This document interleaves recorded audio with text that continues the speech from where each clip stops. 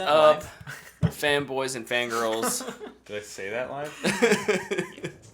Maybe. Welcome to the 300th episode of the What the Fanboy Show. Tonight we're celebrating with some whiskey, except for Luke, who's got his Mountain Dew hiding over there. Cheers, Tyler. Thank you for bringing the I'd prefer not to goods. vomit on stream. Look, that would make for an excellent episode 300, though. It's your house. I would laugh. I would laugh. I would be frustrated later, but in the moment, it makes for good content. You did not get the blue shirt memo. I didn't. I missed out. My bad. Yeah, idiot. I just got back from vacation. I don't got clean clothes. Oh, I'm really jealous of your vacation. Yeah, it was nice. We'll talk about more about that later. But yeah, 300 episodes, guys. Also, shout out to Tyler for bringing the cookies. He really supplied us with the goods tonight. So, ooh, you are so weird.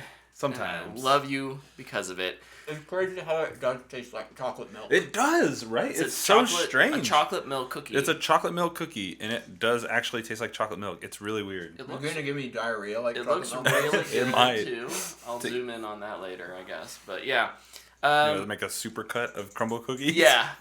Maybe they'll sponsor us. Give it like a... Maybe. like a fan edit like they do for the NBA. Ooh. Or whatever. And they started doing it for the refs. Yeah. Screw it. Scott Foster edit. Yeah. Dun-dun-dun-dun-dun. I saw one the other day. It was like, F it, something low lights. It was so good. But I want to know what your guys' is. I think we do this about every 100 episodes. Yeah. But it's been 100 episodes. What are your guys' like top 3 like what the fanboy moments? Oh boy. Oh my gosh, I'm sorry. This is not an answer. But I can smell the whiskey. That is strong. Luke's gonna throw up anyway. I might. And I just ate a super sugary cookie. Not good. Can you repeat the question? What are your top 3 what the fanboy moments? Number 1 has got to be doing press at Wizard World. Yeah. We ought to do that now that the world has kind of moved on from pandemic level stuff and things are happening again. Back out. We should try and get back out there because I've yet to do that with you. Yeah, you've bailed on it every time. Much like you bailed on Fandom and stuff. Every time. Now there's no more Fandom. Yeah, Fandom doesn't even exist animour. It's because of me. It is. My bad, guys. Yeah, being able to walk around with a press badge and ask celebrities questions. Mm-hmm. Never thought that'd be something I'd ever do in my life. Who knows? We probably still shouldn't have been allowed to do it. That was back in the day when... That was before our Avengers Infinity War trailer reaction, and we actually... Yeah. It was got some followers. It was before I joined. Oh, wow, that is a long time ago. Yeah. Oh, wow. You were... This is the early days. No, you've done press with us, but you didn't you did plan it. Not the one that you guys are talking about. But I you know did the plan one it. you guys are talking about. Yeah. Plus, we got to interview Kevin Conroy. Yeah. Rest in peace. That was a really cool experience. That was like a dream come true. Yeah. To meet one of your childhood heroes, and Yep. did not disappoint. Nope. Just so amazing. Yeah, I mean, I would agree with you. That's probably the top moment. That whole trip was just so much fun. Mm-hmm. And it was such a cool experience. And I'm with you. I never would have thought we would do something like that. Yeah. But we did, and it was really cool. Another moment for me, and I don't think we really market it this way, but the Take 36 things really do kind of spawn from here, from sitting at this table, and especially this past year, winning some awards and getting to help make short film, and it's been really fun just getting to be a part of that. I think it's one thing to sit on this side and be like, okay, I understand why I do or don't like something, yeah. But then it's this whole other level of being on the other side of and that's not the camera, but of that line, right? Yeah. It's of creating something and pouring your heart into it and being frustrated that something doesn't work like you think it should, and you're like, I agree with that critic on these kinds of things. Not that anything of ours has been reviewed by a critic, but it's easier to understand. I think it actually helps us with our reviews, and our reviews help us make better movies. So hopefully that continues. Yeah.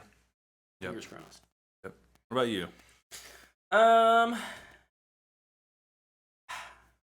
Getting to see Doing Rise of Skywalker. opening night. No, I think one of my favorite things was doing our live show in Wichita at the little local con that was down here. Cool. We had I don't know 10, 15 people in the audience, kind of engaging with it. It was really fun, and I think that's one of the strengths. Why I love being on Twitch. Yeah, we're not just doing a show. We're doing a show, and we're interacting with people. Yeah, whether they be fans or haters or just passerbys, someone who stumbles onto the stream. Yep. We love that interaction, answering the questions in the moment, and kind of like hopping off on those little rabbit trails. Sometimes they're big, but like...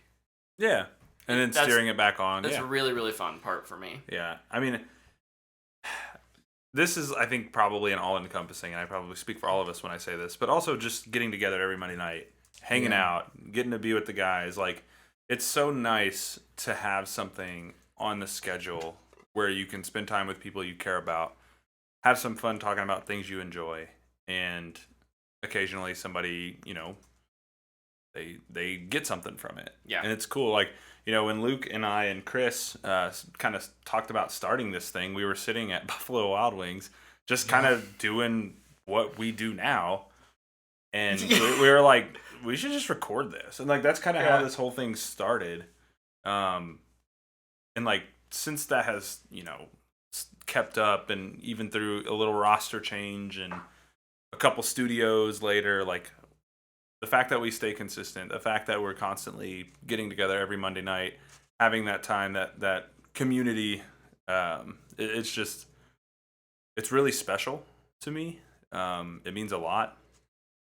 And, I don't always have the best thoughts or the most cohesive thoughts, but I don't know. I feel like we have people who do watch that aren't, jerks to us all the time, and they let us be ourselves, and they enjoy it. And if they don't, they don't say anything, which is great. Thank you for listening to your mom when you were a kid. We've had an extremely positive. Yeah, it's just been a really good experience. Yeah, and I don't think you get to 300 episodes if it's not that way. So thank you to any of you who've ever tuned in. We really appreciate it. JT in the chat. I hate you guys. I hate watch you. Thanks for hate watching us every week. We'll be back next week for you to hate even more. And shout out to B-Dubs Cheese Curds. Yes. Making dreams come true. They're the reason we made this show. 17. First episode, Wonder Woman. Oof. It was gotta be just a rough episode. It was an hour and a half review of just Wonder Woman, which is not what we do anymore. We're a lot more concise. Well, to be fair, the episodes are still an hour and a half. Yeah, but we talk about different things. Yeah, we just have a more diverse lineup each week on what we're chatting about. So those first several weeks were just so interesting. Yeah. One mic. We didn't know what we were doing. That we borrowed from my brother. Yeah. We know what we're doing now. No, we don't. Okay. Kind of. We just are better at faking it. Oddly enough, fake it till you make it. I got paid to podcast at one point in this 300 episode span. I think we're have an idea. Paid to do this? You guys got paid? Oh my god. Podcast for 300 episodes, and all I got was this t-shirt. Dude, we should make that a shirt and put that on the shop. We haven't updated the shop in a long time. I need to update it, and we get some new merch on there. Awesome. I think for 300, that's worth it. That's deserving of the energy it takes. We need a This Is Sparta thing under the episode 300 title, but we need to come up with our own This Is Sparta line. This is Brad's Basement. Yeah. There you go. This is CNN. This is what? CNN. Oh.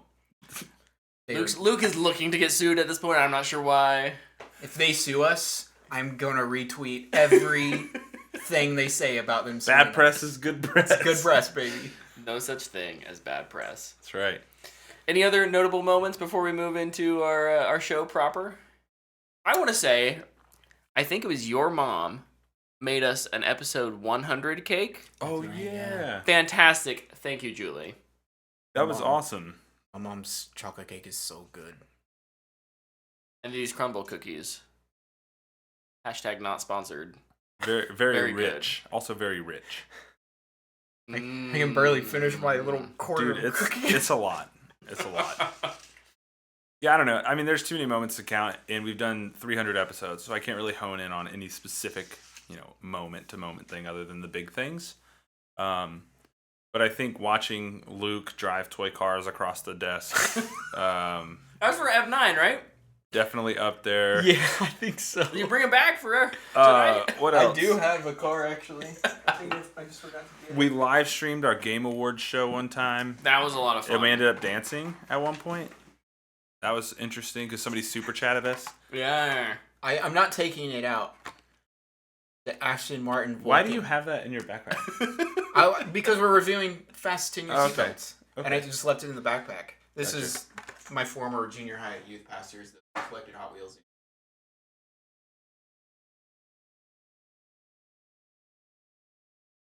So yeah. R.I.P. Billy Goat. The Goat. The GOAT. For sure. All right. Well, here's the 300 and 300 more. Cheers. Thank you all I'm raising a cookie. for joining us Eat the whole cookie. along the way. Quarter of the cookie. Wait, let's zoom in on Luke there as he's eating that cookie.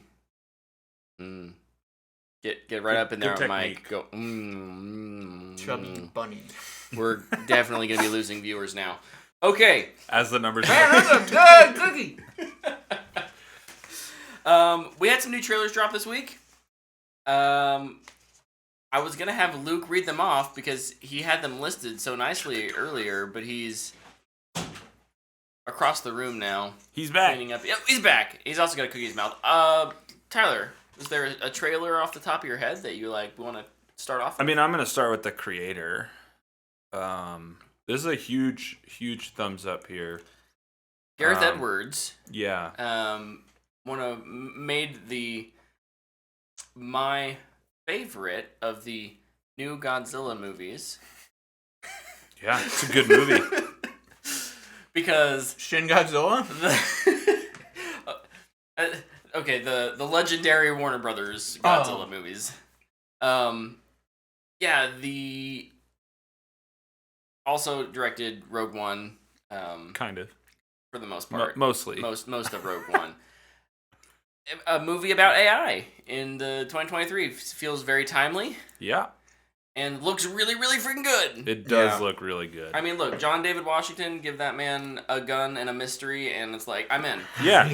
No, that's literally what I said to Luke. I was like, yeah, I mean, John David Washington's in it, so I'm in. It looks so good. Yeah. And it's an original sci-fi, which is just rare these days. Mm-hmm. So I'm fully on board. I'll see it twice, even if I don't like it, just so we get more of it. It looks big. It looks interesting. It looks well made. It looks super pretty. Yeah, we need more of this. The lighting and the lasers Swings. in it is just so nice. Take a swing. Was it Universal? 20th century. 20th century. Okay, still working with Disney, I see. I almost said Fox, but I stopped myself. R.I.P. 20th Century Fox. Lots of RIPs going around right now. More to come. There are more to come. Yes. All right. What other trailers we got here? Where'd my notes go? You have them somewhere. I found them. Gosh, I have so much written down this week, though. I don't know how excited you guys are this. Did you see the Extraction 2 trailer? Yeah. I didn't. I think this looks really good. I was I've not not watched hot on Extraction, Extraction, but this looks like a step up. I mean, it looks like they're kind of learning, evolving. It wasn't a bad movie, but this one looks better. Yeah, Extraction was a lot of fun. Great action, great stunt work, great cinematography. And I think the story of the next one is going to be elevated a little bit too. Looks really, really good. Chris Hemsworth like fighting and he's on fire, and that was kind of in the teaser too. Mm-hmm. But yeah. Thumbs up for me on this one. Man. Yeah, big thumbs up. Big thumbs up. What's next? Mission Impossible: Dead Reckoning Part 1. Long title. Very long title. This comes out in July? These trailers continue to amp me up. There are some movies where, like, the more you see, kind of the more, like, I don't know. These are the opposite. Opposite. Yeah. Absolutely. I don't know who cuts them, but good job. Especially, holy cow! Coming off of Fallout as well. Yeah. It's like one of the best action movies in the past 10 years, 20 years.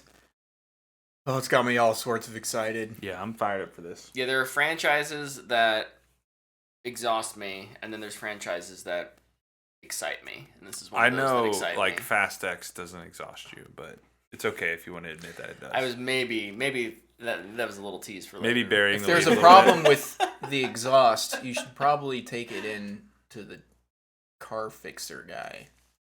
The mechanic? Yes, I was trying to make a car joke, but I know just about as much as the Fast and Furious people do about cars, so like.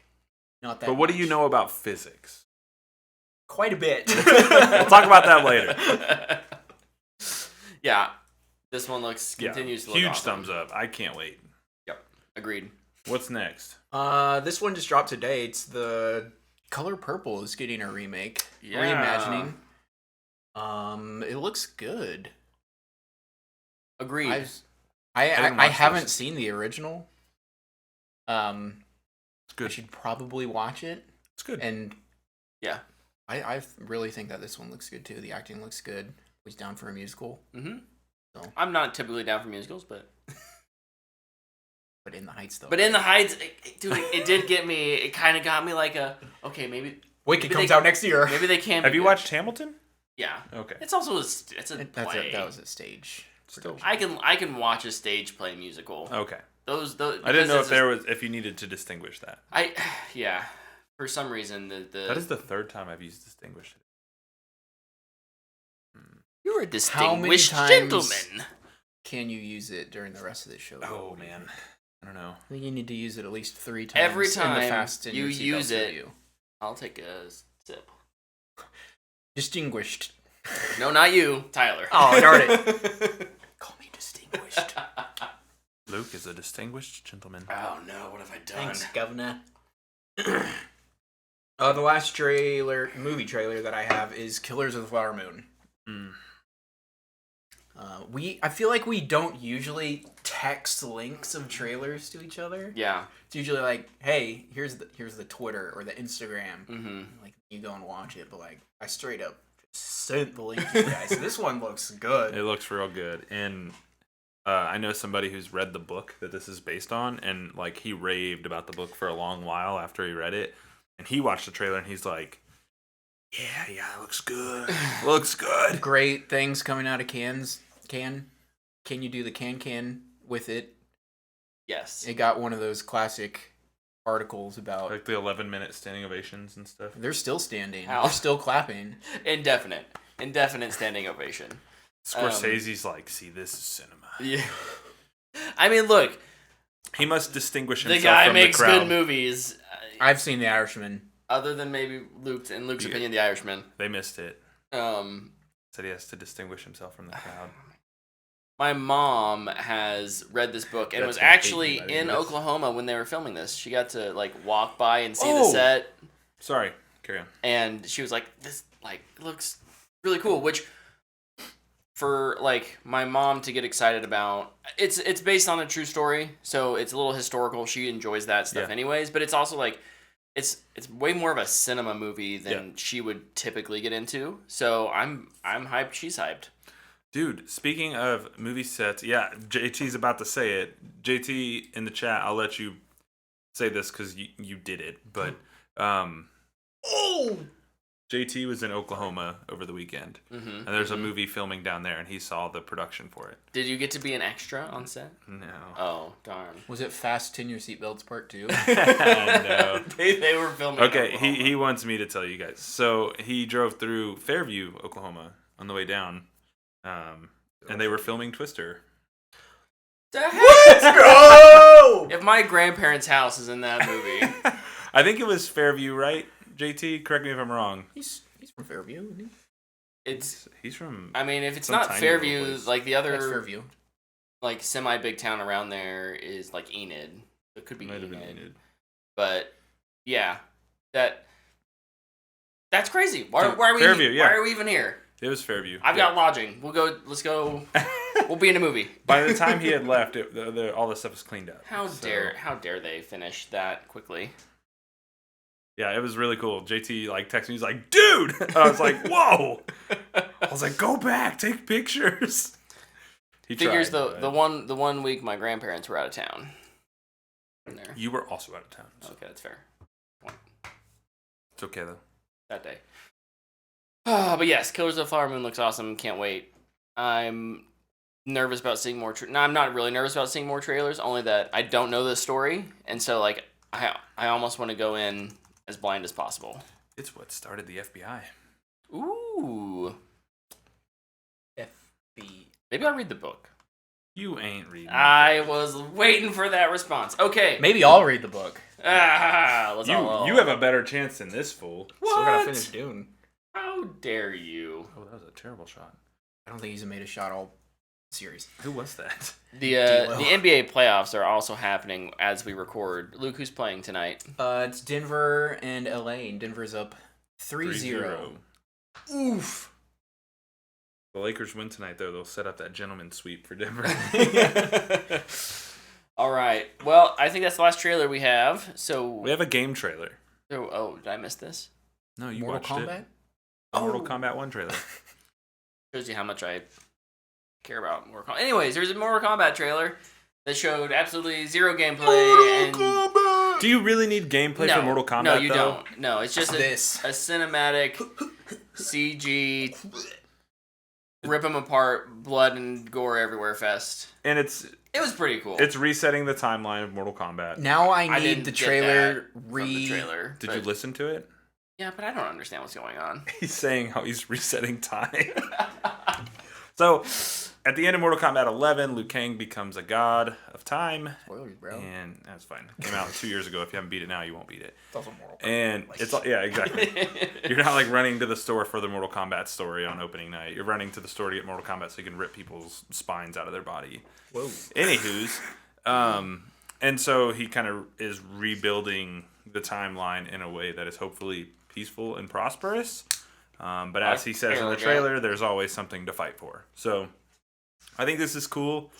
I think from a marketing standpoint, it allows new players to join the game and feel, somewhat confident that they'll know what's going on.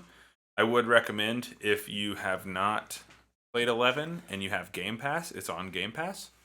It's also always on sale for like $10, and it's actually a pretty cool story and a really fun game.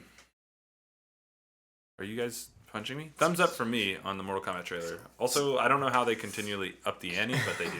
I'm actually going to give this thumbs up too. Yeah. I've never been super invested in Mortal Kombat. I love the 90s movie. I had a lot of fun with the reboot movie. But I have the 2 animated movies. I've not watched the second one yet. I've never really been into the games though, unless I was playing it like at Godfathers or something. For you young people, that's a pizza place? Yeah, there's not any more in Wichita anymore, which is big sad. I really liked the trailer. I like that it's a semi-reboot. So I think I might actually see what's up with this one. Reviews pending. Because it will be $70. Yeah. And if it's not awesome, then I'm going to pass. Put that money into the Redfall update. No. JT in the chat says, I heard a take that I agree with. They didn't reset anything. It's all the original characters doing the same. Doing the same. I would have loved gender swaps and new characters or anything else. I don't know that you can say that you won't get that yet. It's still pretty early. I mean, it's the first trailer and it doesn't come out for 4 more months. But what I will say... They showed a number of the characters, though. Huh? They showed a number of the characters. Well, they revealed a list of, like, some. They Yeah. were like, hey, these people are coming back. More to come later. But also... JT him and I had kind of been texting when they put their teaser out of the clock moving from 11 to 1, and we're kind of talking. He's like, dude, what I really hope they do is instead of having Scorpion and Sub-Zero be rivals, have them be like brothers. Ooh. And like in this trailer, they are united. And I was like, well, kind of got your wish there. I like that idea. I also like their designs, like without the masks. I think it's a cool look. It's different. They've done it before, but with graphics and stuff now, yeah. And with graphics and stuff now, it's just cooler. Yeah, they can actually do a face now. Yeah. So it's a lot cooler. I'm also excited for the rumored leaks for this game. For the DLC? For the first DLC characters, Omni-Man, Homelander, and Peacemaker. That's so funny. That's going to be awesome. Awesome if true. But also, Mortal Kombat has true. So many leaks. Like, if there's a leak, it's probably true. I'm curious to see what kind of new gameplay things they bring into the game. But I'll be honest, I can't help but wish this was Injustice 3. Yeah. I'm with Luke on that. Like, we were kind of talking before the show, and I don't know. I like Injustice more. I think it's a more fun game, and it does feel a little bit different than Mortal Kombat. But I'll happily play this. I'm okay with it. I need Injustice 3. Dude, give me either Injustice 3 or that rumored from forever ago Marvel versus DC game from them. Dude, that would be awesome. I'd even just take a Marvel one that isn't Marvel Capcom. Right. Me too. Isn't NetherRealm owned by WB though? They are. So that makes it a lot easier to just do DC. Yeah. Yep. So give me Injustice 3. That story still has a lot of meat on the bone. Sweet. All right, let's move over to our Fast 10. Your seatbelts, yes. Fast 10, your seatbelts. Fast 10. Baby. Part 1. Oh, Jesus. Of 7. No! Let's get it. Vin Diesel and the family is... You don't have honor, you don't have family. Back. Y'all are happy about it. Go talk before I do. Do we want to give our impressions? Sure. Go first, Luke. Hit him with the impression, baby.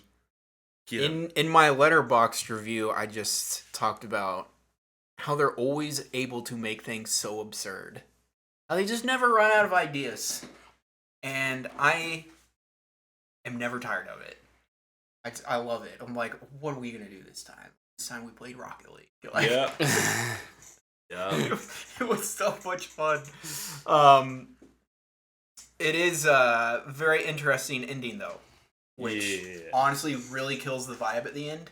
I was having so much fun with this one. It's stupid, and it knows it for, I'd say, most of the movie with most of the characters. And there's a cliffhanger ending, and it's just like, why would you do that? Well, and like where the cliffhanger happens is the problem. For me, it's who it is. Who it's with. Who it's with. Yeah. Who the cliffhanger happens to. Yeah. It's just like... Yeah, I think, kind of... Oh, I wonder what's gonna happen. It's a non-spoiler, like, the movie is, part 1 of 3 at this point. I think it's only confirmed 2, but the rumor is 3. Right. Yeah, they are on the red carpet going, the Fast X trilogy. So... They took that... I was telling you, but... Like, they took that assignment very literally, whereas, like... Okay, end of Act... 1. I mean, realistically, it's more like the middle. It's more like the midpoint. Mm-hmm. But, yeah. Tyler, you had probably a somewhat more positive vibe than I did, so why don't you go second? Yeah, so my impression, much like Luke's, just when you think they can't go any further with their absurdity, they do. If you love this franchise, this won't change your mind. It's tons of fun. And if you hate it, it won't change your mind. Yeah, exactly. I will say this, and I don't think this is a spoiler, but like, in 9, they go to space, right? And so, like, in the back of your mind, you're like, oh, what are they going to do next? What are they going to do next? And they don't do anything crazy like that, but what they do is still raising the bar. And I find that physics really... generator manipulator is back. Yeah, like, it's pretty wild. So... and you have, like, Vin Diesel driving a car, blocking fireballs with his car to save people. It's a superhero movie. No, it's an anime. It's an anime. The poorly written anime. And that's what makes it good. Yeah. Yeah. I will say, I will give it some props, especially when we get to pros and cons, but they do finally do... There's a plot device in this franchise that they kind of flip on its head, and I'm really happy they did it, because I think it worked really well. Okay. Vin Diesel's invulnerability. Or deadlifting I don't a have Mustang. something really well written, so I'll just go on a... That's easy. I can do that. I'll take a big old swig of whiskey here and then just go on a rant. Just kidding. I'm not going to go on a rant. Shoot it and then go on a rant. Just slam it. No amount of fun, good performance that Jason Momoa delivers in this Oh, he's so awesome. can He's save so it. good. Can save it from itself, which is it thinks it knows what it is. But I think the only people who really know what this movie is are the new characters. There's Jason Momoa, there's John Cena, there's a cameo by a fairly famous person, and they just have fun with it.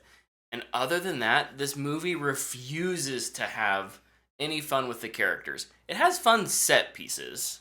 I won't deny that. And I agree with Tyler that the movie knows how to up the ante without feeling like we're gonna go time travel or something stupid like that. Instead, we're going to rearrange the topography of a city. A country. Yeah. Yeah. So like you said, I think if you love this, it's more of the same. At the end of the day, there are some good things. Performances being the big thing that kind of kept me in it. But it has bad editing. Every 7 to 10 minutes, it just feels like you're in a music video for 2 or 3 minutes. With a new title card. Oh god, the title cards are awful. Stressing Brett out. Oh, I'm a graphic designer by trade, and so that really, really got to me. Every time one would pop up, you just hear Brett go. I don't know if I've sighed as much in a movie since, what was it, last year's Venom 2? Oh, dude. Why do I go to the movies you sigh in? I remember that one, Venom 2, I sighed a lot too, though. Yeah. Do you remember, at the end of the little, early sizzle, I kind of looked over you and I was like, oh boy, this is going to be rough. This is going to be real rough. Yeah. Watch Venom 2. That said, I did the viewing experience with Tyler was fairly fun. It's nice to have someone there to be able to look over at and roll your eyes, and then maybe laugh the whole movie, or just laugh at it. So like Luke said, if you love these things, you're gonna probably enjoy it. If you hate these things, love this franchise, it's not doing anything different. If you love this franchise, you're already on board for the movie. Yeah. Yep. And honestly, I feel like you're gonna like it no matter what. You're here to see something that's kind of stupid. Yeah. And I agree with you kind of on new people in the franchise know what they're getting into. They're but I'm gonna go mess around in the Fast and Furious world. The established franchise, I think, are so okay.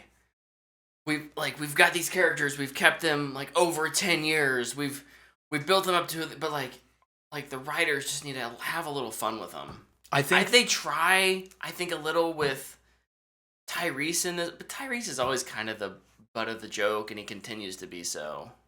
I don't know. I think they do better of the old characters with that group. I think they do much better because Tyrese is an idiot too. Yeah. But I think the group that won't let go of this is serious family drama is Vin Diesel. Yeah. And Letty and yeah. Yep. And I don't think that's really even a bad thing to even try to keep that in there, because there's a scene in the movie too where you do meet a new character. It's Danielle Melchior's character. Yep. She's talking to Vin Diesel. I was really impressed with the conversation they had. Not the writing or anything, just their performance. Like it kind of harkens back to some older movies, and oh wow, that was pretty good. I wasn't really expecting that. It could have been perfectly acted. I could not stop rolling my eyes at the connection, though. The I was dialogue just like choices, just the connection that character has to everything. It's like, why does all of this need to be connected? Like, why can't she just be somebody who knows things? But I get it. You got to have your emotional moment. It's like the only one in the movie, so. Well, I think like many other franchises, this is not a Fast and Furious franchise problem. So many other franchises, so many franchises these days rely on nostalgia. And so anytime you can link a character to an older character, Yeah. you're tapping into that nostalgia, even if just a little bit. Like I honestly could not remember even what movie that person was from. Because I'm not a Fast and Furious fanboy. I was We gotta like, change that. I 5, 6, and 8. kind of recognized that face. I couldn't point to where they where exactly they came from, or the relationship to the rest of the family, or other characters. But I'm glad it. I mean, it doesn't sound like it worked for you. Maybe it worked a little bit for Luke. Oh, it worked great for me. Yeah. I think the best nostalgia hit in the whole movie is the very beginning. The Not donuts. yeah. The opening or The with parking lot. Oh, yeah. I was like, I like this. This is good. This is good. This is good. We'll Do this more. talk about some pros. Sure. Pro, the first scene in the Volume Agency HQ where they roast the Fast and Furious movies for like 10 minutes straight. It's a cult with cars. Yeah. It's like one of my favorite lines. My favorite line pretty in honest. this entire movie You is, butthole. That hurt, you butthole. I was like, yes. Jason Momoa was He's my first pro. feasting in this movie. He's my first pro, and here's what I will say. I was he's the only thing they hide in the marketing a little bit. In terms of, like, what his character is like. In the marketing, he is nothing like what he is in this movie. Yeah. But here's the other thing, and we don't need to go on a tangent about this, but I was very opposed to him just kind of stepping away and becoming a villain in the DC James Gunn universe. I feel a lot less strongly about that now. Give him a character where he's allowed to have some charisma, and I'm on board, because he has it by the truckload. Dude, the scene where he's painting toenails was like horrifying. But so good. We were laughing out loud at that. Yeah, it was was so great. good. Yeah. Anytime it's like mostly just him doing the lifting, those are like the brightest spots in the movie. Yeah. Like, he's so good. Mm-hmm. He is the perfect example of knowing what he's in. Yeah. Mm-hmm. Like, he knows exactly what movie he joined. Yeah. And it's awesome. One of you said it earlier. I don't think during the show, but he's like the perfect juxtaposition to Dom. That's what I was saying to you last night. Yeah. It's like, here's someone who's super serious, and now let's give him someone to go against who's like just Whimsical. flamboyant as heck, and it's great. It works. It works works really, so honestly really just- well. It's a breath of fresh air as far as villains go. Yeah. Yep. Sure, he still has like the connection that the villains always have, but it's like not Dom's brother again, or Right. his lost sister, or his lost uncle. Like, he was related to one of the villains, And I made him. and that brings him into the fray. But Yeah. just the way he acts and what he's doing, it felt different. It's Yeah. nice. Agreed. I liked it. I liked him a lot.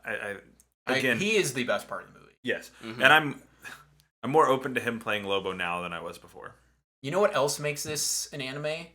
Because when I watch the Fast and Furious movies and watch, like, especially what Jason Momoa's villain does, Dante.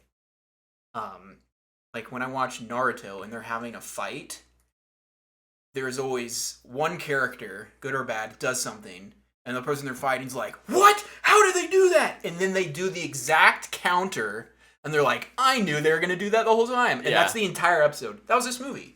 It's an anime. You're not wrong. It's an anime. It's a perfect example, yeah. Great explanation. I'm not any more on board than I was before, but I like your explanation. I am not trying to convince you. I will never. I'm on board. I will never try to convince somebody that these movies are good. Yeah, no, they're not.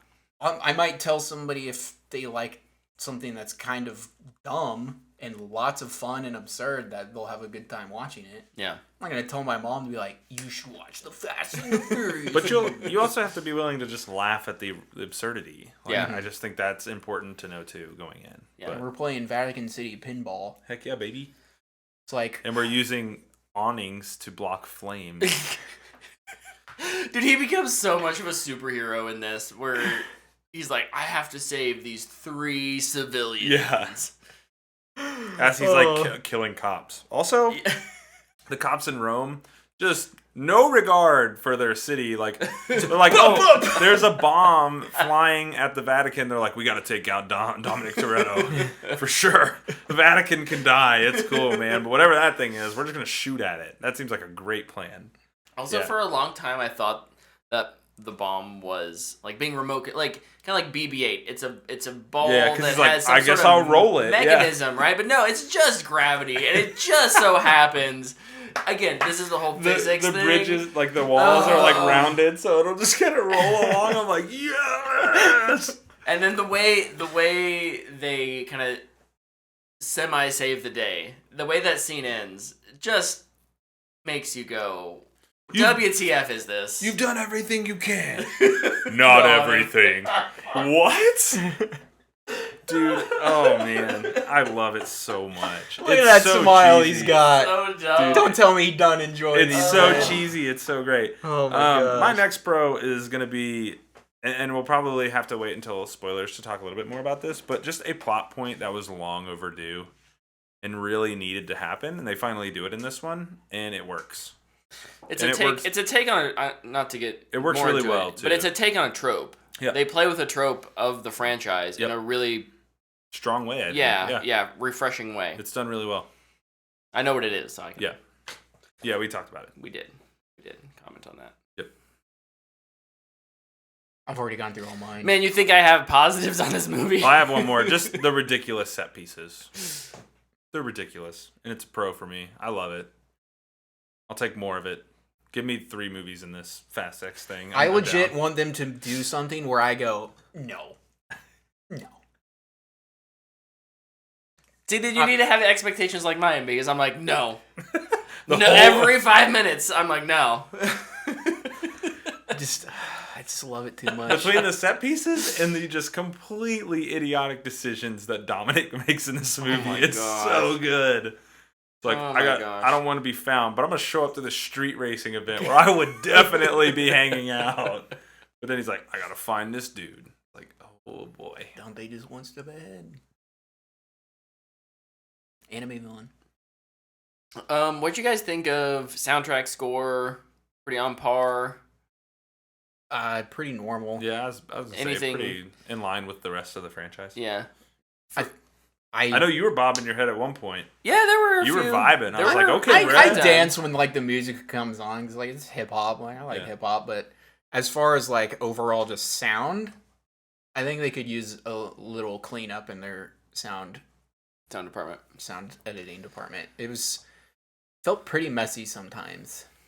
Yeah. Where it's just like I've got loud hip hop, screeching cars and explosions, and people talking through walkie-talkies, and it's like probably turn some of this down so I can at least hear what they're saying. Yeah. But Yeah. What about cons? Doesn't help that Vin's voice is so gravelly. dude, I can barely understand him in a normal conversation. Cons, hit it. The cliffhanger Yeah. is my biggest con. Abrupt ending. I feel like a lot of my cons, excluding one that's a spoiler, is just kind of like the normal stuff. There's some weird CGI. Yeah. Like Yeah. during the Vatican pinball Rocket When League it's going scene. backwards. When down he's the going floor. down the stairs, it's like, should have just done that for real. Should have just built a stair and done it for It's real. literally what Nick was saying to me today, Yaley. Yeah. So he met Yelly, Neck Yelly. He met the Oh. guy who inspired the character. I love it. He went to the movie with us. Yeah, that was there was that. Yeah, that was weird because there's so much control you have over that. Yeah. In terms of, because for me it was less of the, like, it was cut fast enough that it's not like the CG looked the car looked bad. It was the movement. Yeah, the way it was like it was vibrating down the everything stairs. with like inside the car was happening so fast that they had to try and make it look fast like that, on the outside. And anyways, I had some also. That was a bad string of words that did not flow together. There were also some much moments, like some dialogue in this movie. Especially in the high octane action where like obviously you're not gonna have explosions right next to people, where they do like some close up CGs on like Dom, and it's impossible camera movements, so you know it's CG and it just doesn't look that good. Mm-hmm. Yeah, they use more CG. That's one of my cons too. They use more CG in this one than I feel like they've used in a lot of the others. I think it's just. I mean, if you can really launch a car into space, then why can't you film a car going backwards down some stairs? I don't know. I don't know, man. Nolan created a black hole and set off a nuke, so I don't know what they're waiting on. Get on his level. I don't know why they didn't just blow up the Vatican for this Well, I can understand why they didn't drive down those stairs for real. Would have destroyed that undercarriage. Would have destroyed the stairs. I've been to those stairs. Can't be killing those Hellcats, man. They're few and far between in Rome. That's true. Some of my other cons, they're kind of two that go together, which is pacing and editing. I would have hated to be the person that had to edit this movie. Yeah, agreed. Just be like, throw in a gear shift here, pedal stomp here. Okay, CGI NOS injection here. There's even just, and I think, I don't know. I don't know if it's performance or directing or what, but there are even just normal conversations where it's like, why are we having 5 cuts on this line delivery? Can we not get are these actors not paid enough to memorize their line, like deliver it in a way that you can do it in one take? Like this is supposed to be a slower moment. Let's let it breathe a little, but it's cut. I want somebody to like count up the number of cuts in this movie. Oh. Is there a like Bohemian Rhapsody situation where everybody has to have a certain amount of screen time? Probably. Like we can't just show Freddie Mercury. We have to show all the rest of Queen too. That was a thing. In case you didn't. I could believe it. That's why, like, there's that famous edit scene where there's like cut. Like they have to keep showing the other band members. I did not great. Movie, though. But then like to go on top of just the moment-to-moment editing, the editing in the larger sense, the pacing of the film, I think is it gets bogged down with the number of kind of they separate. I don't know. That's not much of a spoiler. The group kind of gets separated, and so there's these different storylines, right? And some of them are just kind of sitting around for a while, but we gotta show them. We gotta have them do something, and they're just not that interesting. I don't. There's a kind of the agency stuff. I don't really feel like I needed that even in there. That's pretty standard spiced. Oh, someone's going off the grid. We have to hunt them down. I don't need a 10-minute explanation showing me that Ames is like gonna come for Dom. I get that. That's a concept I understand as a moviegoer. Yeah, he's a big fella. He's just a massive. But they need to put him and Brie Larson in a room for 10 minutes to be like, hey, we gotta justify paying these guys. So They did it. I don't know. Those are 2 of my cons. Why don't you guys go next? Overall pacing, I didn't really have as big of a problem with. This movie moved for me quite well. All the sun is over. That's why the abrupt ending was what? What? Yeah, it moves quick, but Disagree. not for you, but I think it moves quick. But there are some stories that are underserved, and there's a little bit of we don't, like you're saying, we don't need this here. We need more here. Yeah, there's a little bit of that. I think if you're having fun, it probably does move just fine. Yeah, it moved fine for me. Yeah, but I get what you're saying. Yeah, my last con. Maybe a slight hot take, but I can justify it. Because I also would give it an honorable mention, and that is John Cena. What was bad? What was bad? He's a totally different character in this than he was in his first appearance. It's because he's a good guy now. Yeah, but like the He's an uncle. swing is so it's so big. It's such a big swing. Like he went from like I don't know what movie I'm in to I know what movie I'm in now. Yeah. And I need to kind of match Momoa's energy, so that's what I'm gonna do. He's actually kind of a pro for me. That's what I'm saying. It's an honorable mention. Like I love the new version of him, but I also feel like he's just John Cena. Oh, it just makes me hate the old version. It makes me hate F9 even more now. But it like this is exactly how I wrote my con out right here. I said John Cena plays a different character, which is ... great, but weird from a continuity standpoint. Fair enough. Like he's a totally different character, and like I don't care that we turn John Cena into a goofy Batman. Like I'm on board with it. I like it, but we're a movie removed from him convincing us that he was gonna kill Dom. Yeah. And now Dom's like, yeah, bro, I trust him with my son. And you're just like, okay.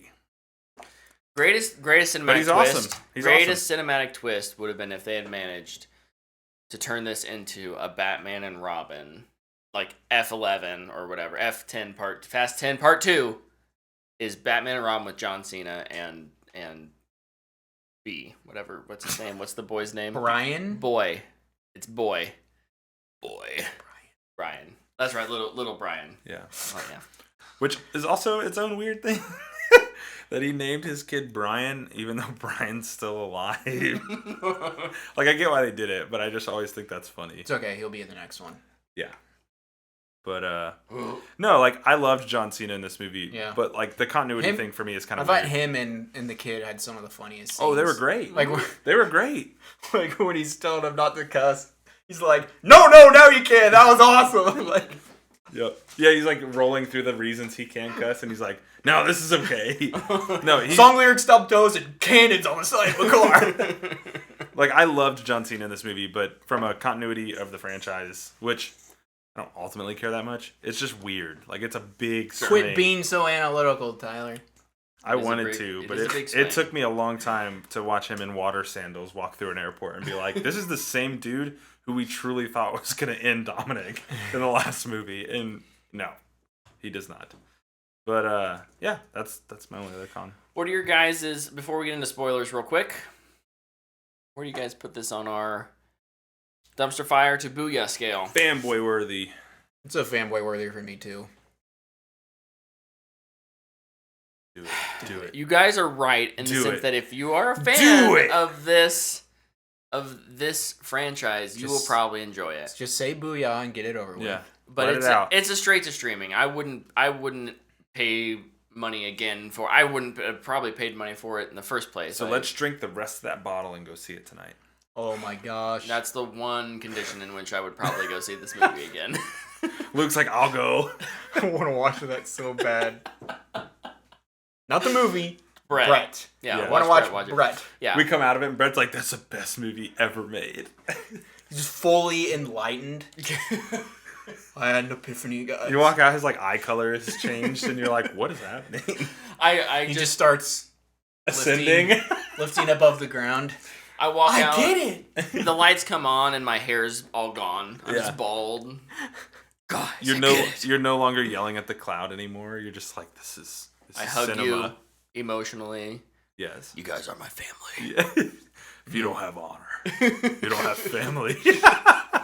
That was honestly one of the funniest lines in the movie. I was like, oh, it's a samurai it's film not now. supposed to be funny at all. I'm pretty sure me, Logan, and Carly were just like... Oh, there were several moments where I did that in this movie. Yeah. But yeah, it's a fanboy worthy. Okay, so straight to streaming, fanboy worthy, fanboy worthy. Do we want to quickly hit spoilers? Yeah, we can hit some real quick spoilers, and then we'll be on to talk about Tears of the Kingdom here in probably, I don't want to make a promise, 10 minutes? 5-10 minutes. 5-10 minutes. 30, 45 minutes. Look, and the reality of it is, there's very little to actually spoil in this movie. It's true. Truth. Because you've seen all of the set pieces and trailers. It's really just character motivations and character moments, and if anyone survives or dies. And so speaking of character moments, when I talked about the pro of a plot point that was long overdue, Dante has a line to Dom towards the very end of the movie where he's like, That's your problem. You always think they're going to join you. And Ames is actually on his side. And, like, I feel like that's such a long overdue thing to do in this franchise because it's true. Every time the villain ends up joining Dom, whether it's a loose partnership, mutual benefits, or whatever it's going to be. Like in this, like I thought the turn for Ames to join Dom was very believable. I was like, okay, yeah, this works. This is pretty on par for what the Fast franchise does and makes sense. I like Alan Richardson. Cool. Love it. And then they flip it, and I was like genuinely kind of shocked. I was like, oh, well, that's good. And then Dante has that line, and I was like, nice. Like that really worked for me. Like it genuinely worked. I don't think there's been a turn character since Gina Carano's character in 6. Which is very forgettable. Yeah, I forgot she was even in there. She's just falling around the Rock. Yeah. She's like, actually, I'm a bad guy. The Rock's like, not anymore. But no, I genuinely thought that was a well-written twist, and I thought it worked really well. And, you know, for a movie that's not going to win any awards for writing, honestly, I'm kind of shocked that I didn't see it coming. Sure. I don't know. Like, generally, I watch a movie, and I'm like, oh, I kind of know what's going to happen. But, like, I legit was like, oh, nice.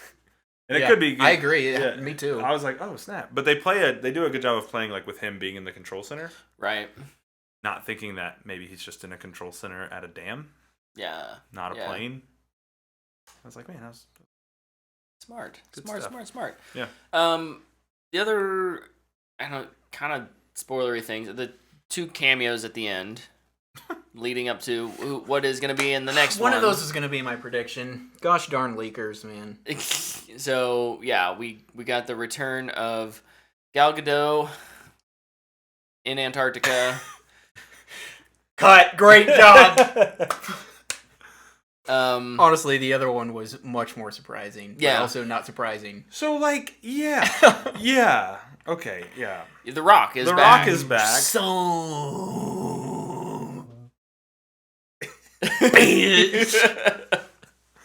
So, like, now I can't help but think to myself, like, is this were they doing this the whole time, like this stupid play it up like they don't like each other? And I'm sure there was, you and I were talking about this last night, but like I'm sure there was some animosity between the two of them, but like him coming back, that Black Adam money really pulled through.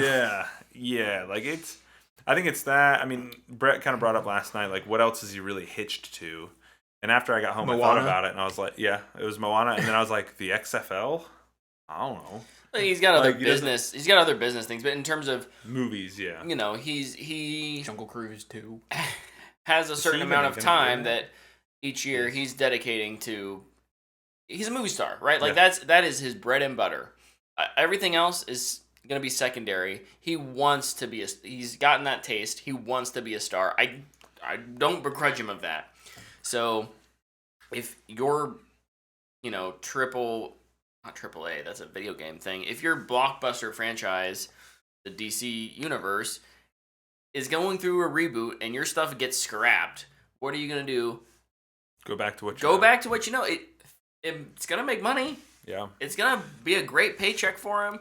He's probably going to have a lot of fun doing it, even if it is with someone who he had some beef with. Like, I would imagine both of them have grown as people since then.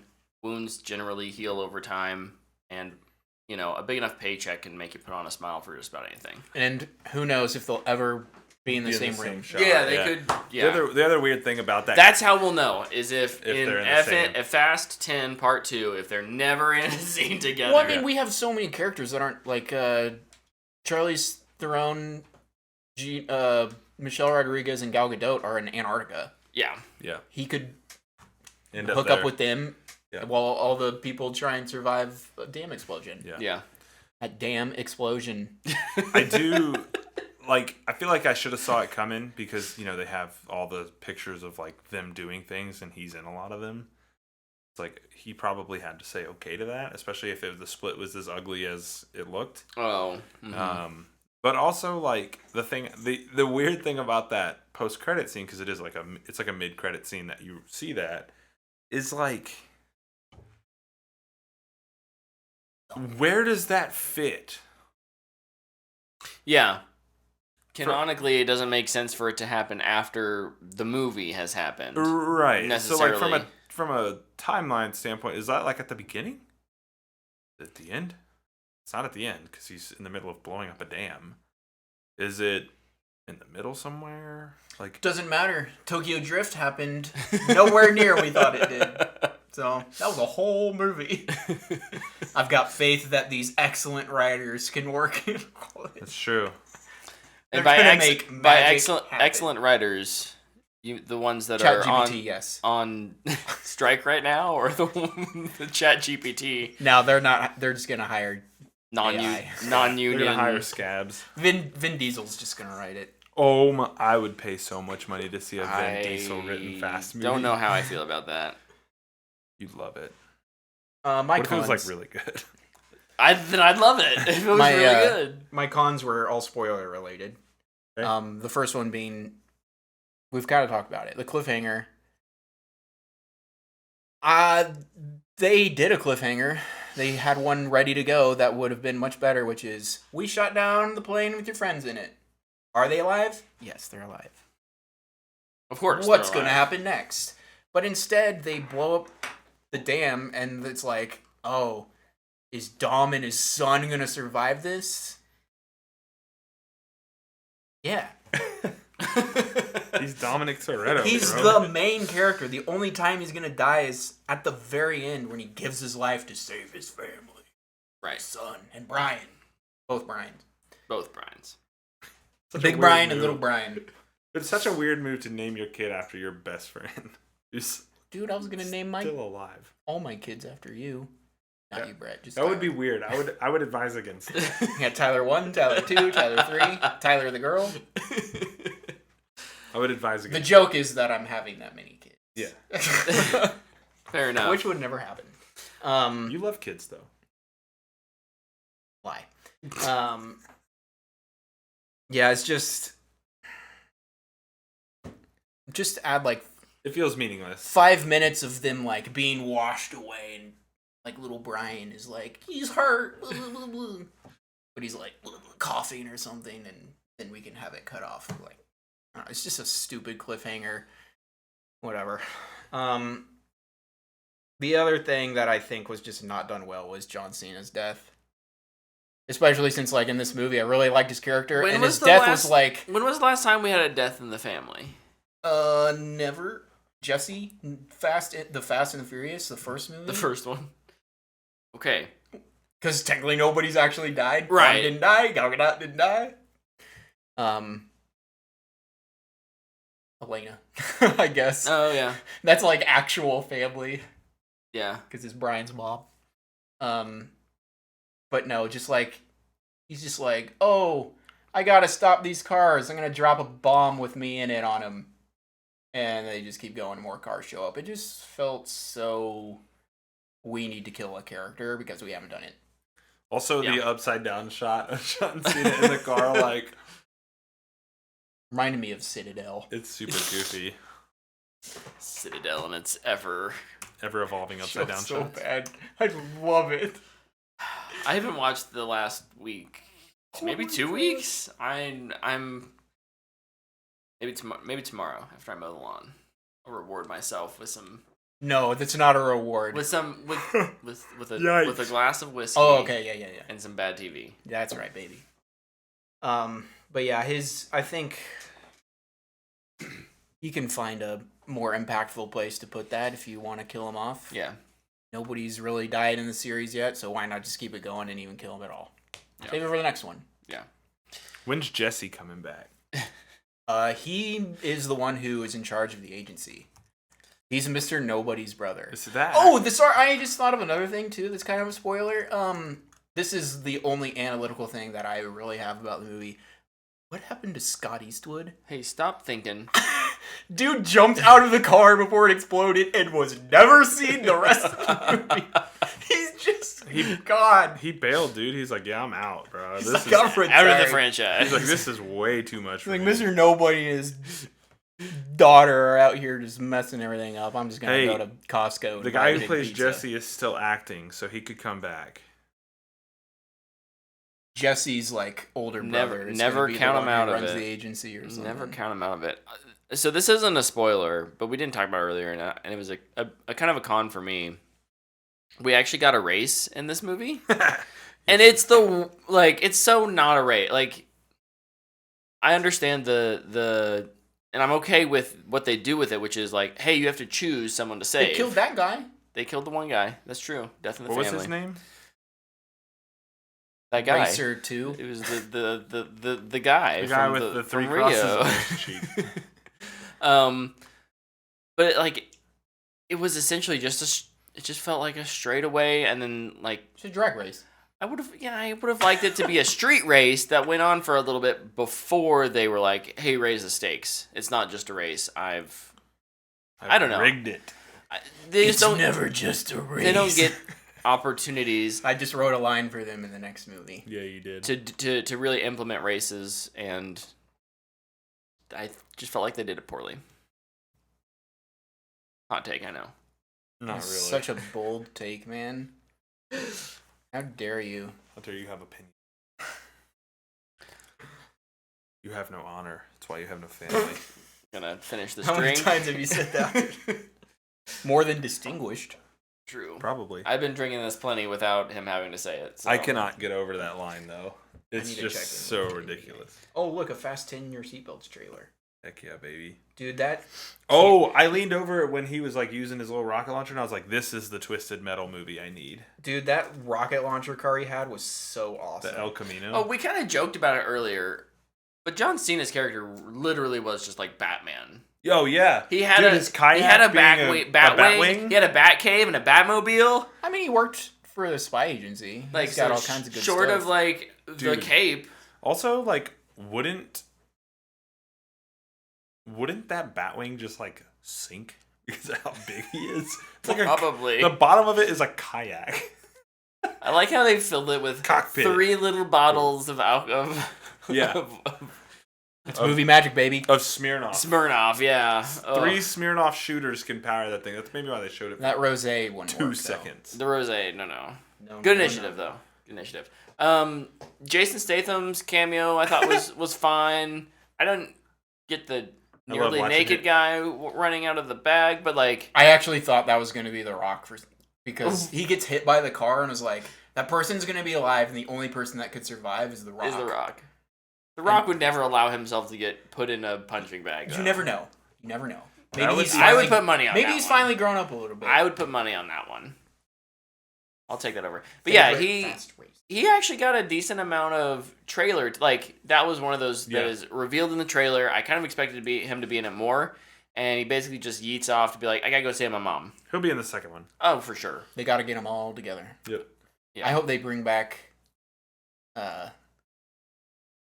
the other his brother and Vanessa Kirby. I hope they're back too. How are they gonna do an Avengers style like Team up. circle shot with this? Like, they don't have any like super cool abilities yet. They all Yeah. have Dude, really fast Vin cars. Diesel deadlifted a Mustang with one arm. And then struggled to pick I up just mean like Brie Larson. Like, come on. He's got superpowers. They're related to vehicles.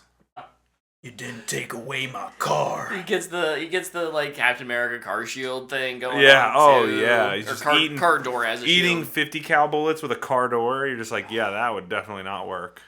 But I Okay. love it. Quit trying to justify the physics of the movie. I absolutely love that he deadlifted that Mustang, though. And I then, can do that. And then he was like, ugh, when he picked up Brie Larson, I was like, Had he been shot? no. Oh.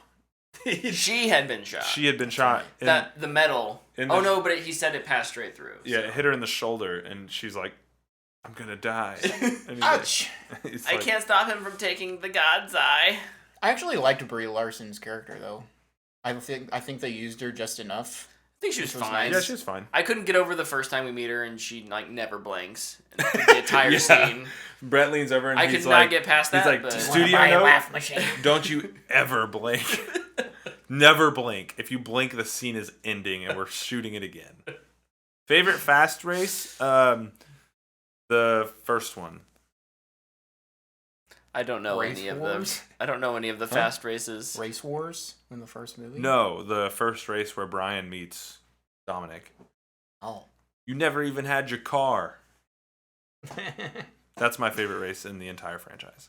Isn't there a race in 9 that references Dom's? Second one would be all of the races in Tokyo Drift. Ooh. One that I actually remember. So I could be on board with that. All the drift races were fun. I like the Smash Derby that Tyrese Gibson is in the second one. At the very beginning. Oh. We hungry. Hungry. Forget about it.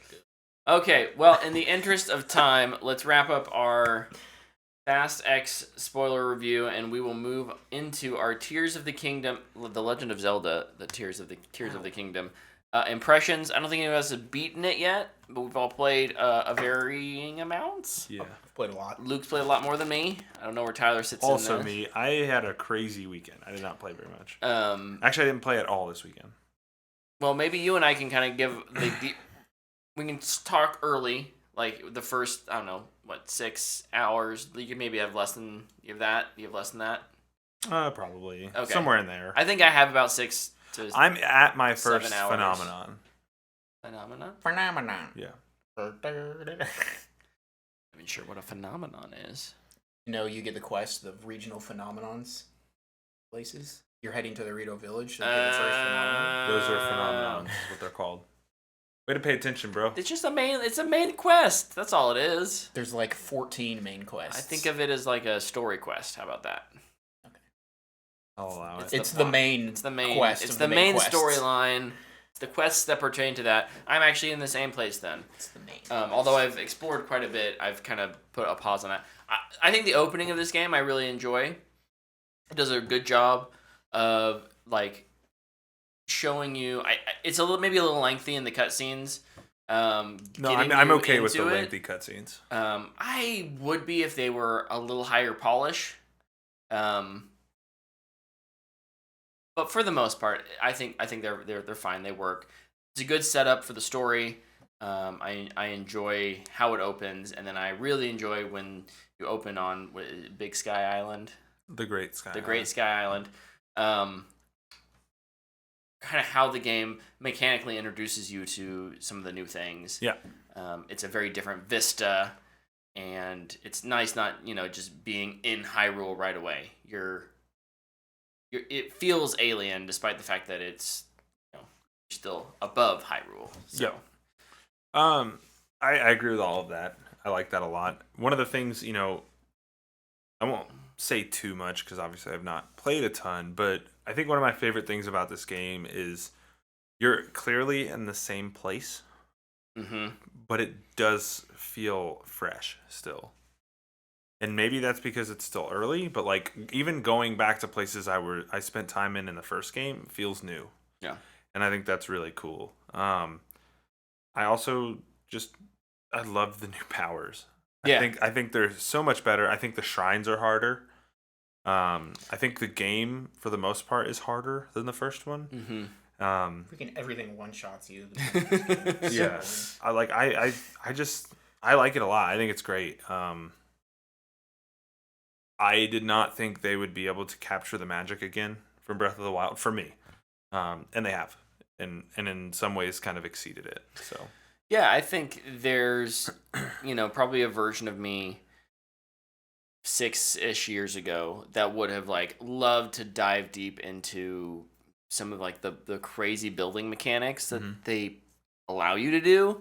And maybe I'll naturally get there eventually, but for now I like just going up into the tower, getting and then like flying down somewhere and landing, and I don't necessarily I'll craft or build when I need to, but I'm still just kind of enjoying the story, and we're still in the very early stages getting things set up, but that sense of discovery is really good. I'm curious if I'll get tired out around hour 15 or 20.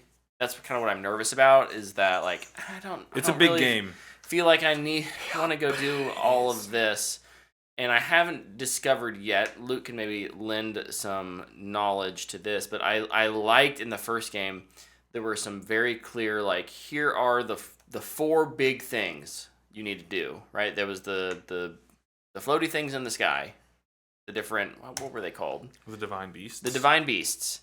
I liked having that as like a goal. Like, yeah, I'll find shrines when I need to, when I come across them, but like that Divine Beast, I'm looking forward to conquering that. And my guess is that those show up eventually. Something similar to that shows up eventually. It's the 4 phenomenons, dude. Because that you don't know about. Because it gave me something to really work towards. Mechanically speaking, here's a goal. So hoping to get there. Luke can tell me if that's accurate or not. Can. Because I've done all 4 of them.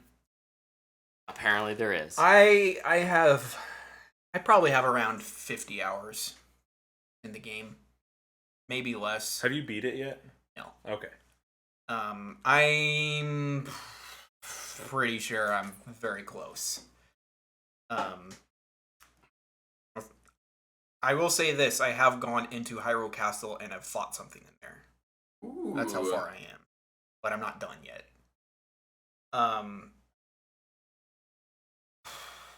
I think it's okay.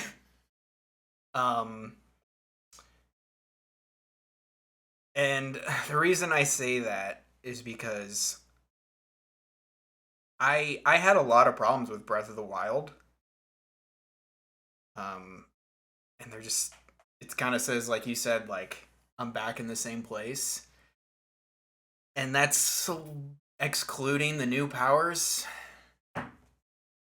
The same stuff is still there. Like, yeah. Like the bad combat. I do not like fighting in this game. I feel like I can never hit anything. I feel like when I'm L targeting, I'm way above their head and I can never hit my arrows, which is required for some stuff.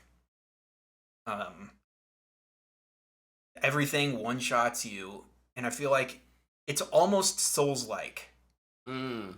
It's based on dodging and blocking a lot, and you get one-shot by stuff. Still, I have 15 hearts, and something will take my hearts all the way, like halfway down. If I get hit twice, I'm dead. Which, you know, that's not a bad thing. You have good combat. Yeah, your combat needs to be real tight there. Yeah. And I would agree that there are elements of the combat specifically that just don't feel real consistent. Yep. And then the other, other dodging specifically is a mess. The other part of that is too, like, there's no XP in the game. So why would I fight these guys? When you can just completely bypass I can just go over them, yeah. Go around them. You can probably go under them. Actually, you can. You go into the depths. But, yeah, I got that mission. I was like, that sounds scary. I'm gonna stay away from there for now. Yeah, it's really dark down there, and there's a lot of gloom down there. Gloom hands? Just gloom. Like, if the bad guys are covered with gloom, they hit you, you lose hearts. Yeah. Not health points. Hearts. Yeah. There's your roguelite version. This is the other thing. When Breath of the Wild came out, I was like, it's a lot of fun. It's a really cool world. Cool Zelda game. No story.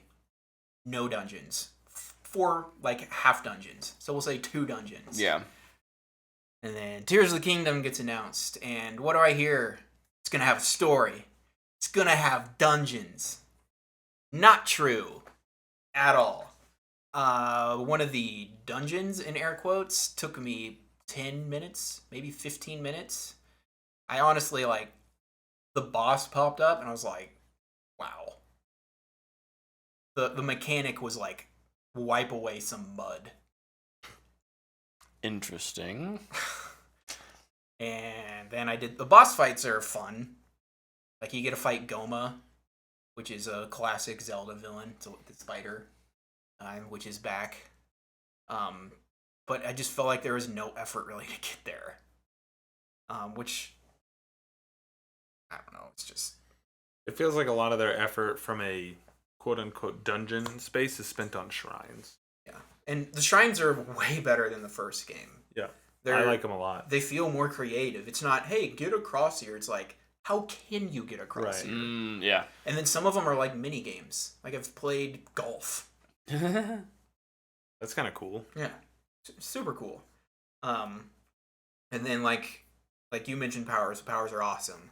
The fuse ability and the hold ability are just so much fun, and the things you can come up with are amazing. Like I've built a tank, just driving around a tank and it's shooting rockets at people. That's awesome. I feel like the abilities and like that fuse mechanic is really the only thing that really holds the game together. Like if that wasn't in the game, I don't know how people would really feel about it. Yeah. But that aspect of it is so good. Yeah. The other part is I have abilities you don't, because I've done the phenomenons. And after each one you get a new one. Yep. Ooh. And I'm sorry if this is a spoiler. I don't really think it's that bad of one. But you beat the dungeon. Temple. They're called temples. And you have a character that follows you around. And if you talk to them, you can use their ability. Problem is, they're walking around you. When I walk towards them, they walk away. Excuse me, sir. I'd like to use your shield. Wait, do all 4 of them follow you at once? You can turn them on and off. Okay. But like some of them, That'd be kind of funny. some of them put out good damage. Yeah. One of them gives you a shield, and it's like you can take a hit, and it's great. But he's on the other side of the room fighting some random dude. It's like, I need you by me. Like, you should always be close to me so I can talk to you. And the fact that I can't just like bring up my wheel and go whoosh, Yeah. like with the other powers, especially since there's open areas on it. Yeah. It's like, come on. You were I this, feel some you improvement were this there. close. Yeah. Or like, there's not even like a different menu for like how the weapons, Yeah. like how you select those. Like each one of the boss fights in the dungeons, you have to use that mechanic. Yeah. But they're not next to you. And it was honestly really frustrating. I was getting almost legit mad, as in, I'm going to stop playing tonight if this person doesn't stand next to me and I can't fight this boss. And then I kind of talked about dungeons, but I don't understand why it's not possible to do like a classic feeling dungeon When you have the same developers. Yeah. And I mean, it might be different people, but they've been doing it for years. Like, what happened to, like, legendary items? Like, here's my suggestion. Just put in some dungeons, small keys, big golden boss key, compass, map, all that stuff. It was super fun to find. And you didn't have to find them. But boy, howdy, they help. And then, like, for instance, in Twilight Princess, when you beat the Fire Temple, the Fire Dungeon, I think it's a mine in Twilight Princess, you get the hero's bow.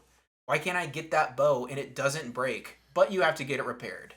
Because there's weapons break in the game. Kind of like how the Master Sword works, where it's really powerful, but it might run out of juice. And then it's still good. Like, it's still effective, but yeah, it's just a you have to wait. sword. You have to wait 30 minutes. Yeah.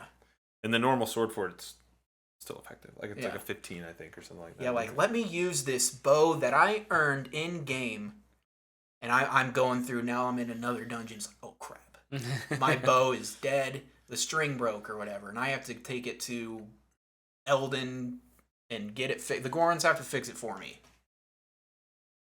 So I have to bring out some Boko bow or whatever they're called. I don't know. Personally, I think that would be an awesome fix. No, I think developers don't like it when you give them fix ideas for their games. It's usually per criticism, but like this is the second game now, and they did nothing really against one of the worst favorite things. My least favorite things about both games, which is weapons breaking. I hate it. I hate that as a mechanic in most games. And like, I guess they do a little bit of it because you can fuse weapons together and it makes it last a little bit longer. Yeah. But So what is there more story now? Did you say that was a problem in the first one? Is it still a problem? there's 2 quests. One of them is memory gathering, and one of them is go do these temples. And I've done 0 of the memory gathering, and I'm pretty sure I don't have to. So To get the whole story. You don't. To do any of it. Have you seen the giant pictures on the ground? Yeah. It's that. Oh, okay. You go up in a hot air balloon, and you look at it. I don't even know how I did the first one. You just found a hole in the ground. And they're like, good job. Okay. Then I watched a little movie. It's the only one I've done. Huh. What I got here? Oh, the UI. Just a mess. I'm sorry. I have 100 items. Scrolling left to right on a pop-up menu is not gonna work for me. I'm all the way on the left. So I'm trying to put something on my bow or something. I bring up the menu and it's holding down on the D-pad and it's just flying across. It slows down an already mediocre combat. And then just there's so many menus. Nintendo Switch is not powerful enough to handle an exclusive game, which is super frustrating. Have frame rate problems all the time, I feel like. Yeah, I feel like Nintendo really limited themselves with the Switch hardware. It's a really unique console. It's a really cool concept, but it does, I think, I'm kind of surprised Zelda runs as well as it does. I'll be flying in and landing. But it is noticeable. It's noticeable. I'll land next to a shrine, about to go in, and I'll wait several seconds before any of the shrubbery pops in. Mm-hmm. I feel like this is something I'd get if I was playing Jedi Survivor on an old gen console or something. Yeah. Yeah. I want Nintendo to make an actual console. Let's add a extra teraflop in there. Let's make it above 1, maybe. What does the Nintendo Switch run? I don't know. Let's see. Okay. I got all the things I can't stand about the game done. So I can talk about the things that are really good about it. Which is, at least they attempted to do a story, even though I think they're kind of starting to fail. The new powers are awesome. Shrines are better. And then also, the music is so good. Mm-hmm. The music is so good. I really do love running around the world in the rain, listening to lovely piano music. It's brilliant. We were sitting here before the show. I had my Switch out, and we were listening to just the world music of Hyrule. The Switch docked has 0.5 teraflops. How did I know? Oh my gosh. Oh, let's get that up to 1 at least. Which is less than half of what the Xbox One, the original Xbox One, had. I'm sorry, that's not good enough these days anymore. I feel like gotta get those numbers up.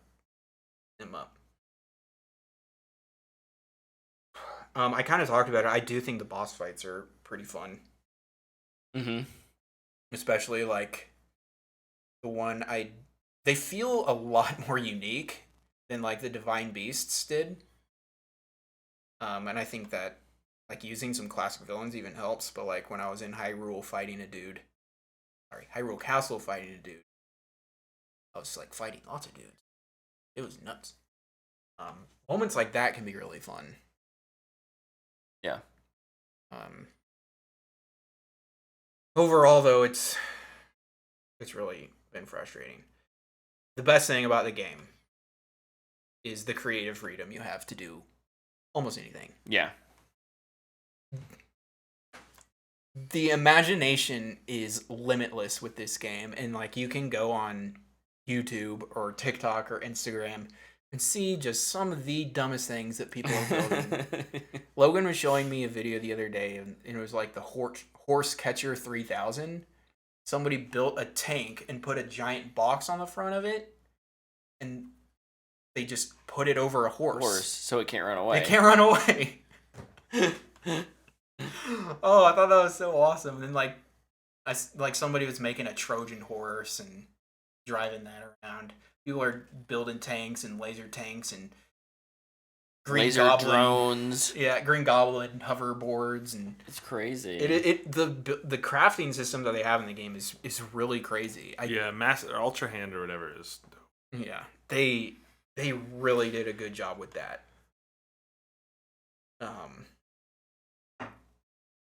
I do understand why people like it, and I think that's a big reason why. I'm also just a longing for a classic Zelda game at this point. Might be a while before you get one.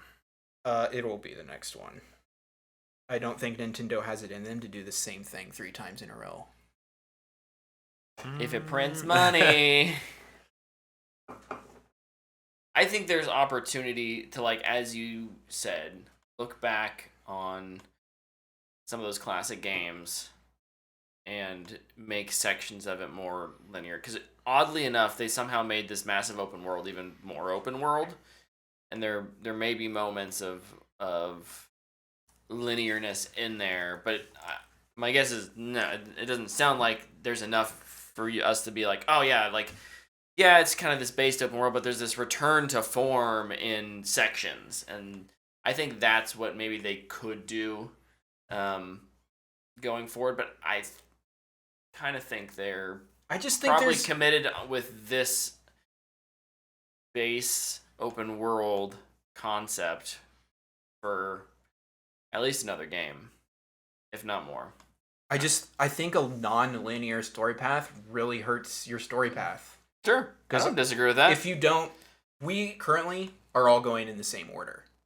We both went to Rito Village first, and that's both where you guys are going. And that's where Logan went to. Like, everybody knows gone there first. And when you finish each section, you get the exact same dialogue box each time. And it's like, this works the first time when they're like, oh my goodness, that was the imprisoning war. It's like, you're the 4th person that said that. Don't need to hear it again. Yeah. Fair. Skip this. Also, please let me skip. Stop putting the Blood Moon cutscene in there. Don't need to see it. Yeah. I can understand. Enemies are popping up out of the ground. I get it. Yep. And then the other part is, I think there's something so cool about doing a dungeon and earning something unique and being able to use it. Yeah. Whereas in like this, it's like, oh, look at this cool spear I got. It's broken. Yeah. It's gone forever. Yeah. Yeah, I think there's definitely room for improvement on, and like you said, you know, maybe there could be moments of, like, if the game's going to really encourage us to all do Rito first, why not make that like a narrative path? And then, you know, between these narrative paths, people can explore in the open world. I know that there are like open world purists out there who are terrified by that. Like, you're taking away my choice. But just roaming the world and like finding a cave. Learn how to do that in Skyrim. Yeah. Like, that's one of the funnest parts about an open world game. Yeah. And then at the end of these, either, you know, you call them temples or linear missions or things like this, getting more robust gear. I always kind of hate getting a piece of weaponry. I'd much rather get an armor piece. You know what I'd want? Arrows. I want every treasure chest I find to be arrows. You gotta destroy those crates. A lot of times I don't have a weapon that I'm willing to waste breaking on. Waste a hit on, Yeah, that's Agreed. fair. That's fair. Fun fact: if you fuse a boulder to or a rock to just about anything, it's a good smashing tool. Smash those crates.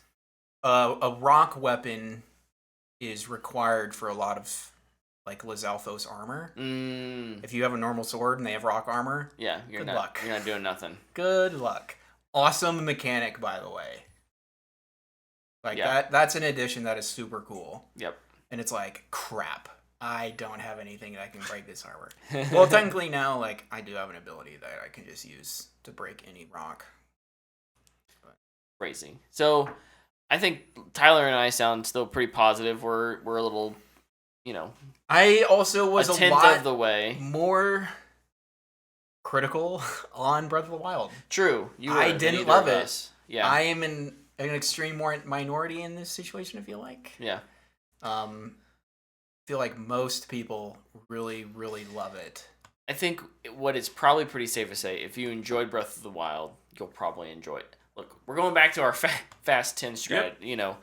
If you enjoy it, if you enjoy Breath of the Wild, you'll probably enjoy this. For all of my criticism I had way more cons than I did pros. You're still having fun? I still give it a fanboy. Oh, I'm still having a lot of fun. Yeah. It's just, and then that thing pops up and it's like, are you serious? No, I still give it a fanboy worthy, but it's pretty low, I should say. That's fair. It's teetering. If I get any more frustrated, it could fall into the McConaughey. Whoa, you crazy, sir. I'm just a hater, bro.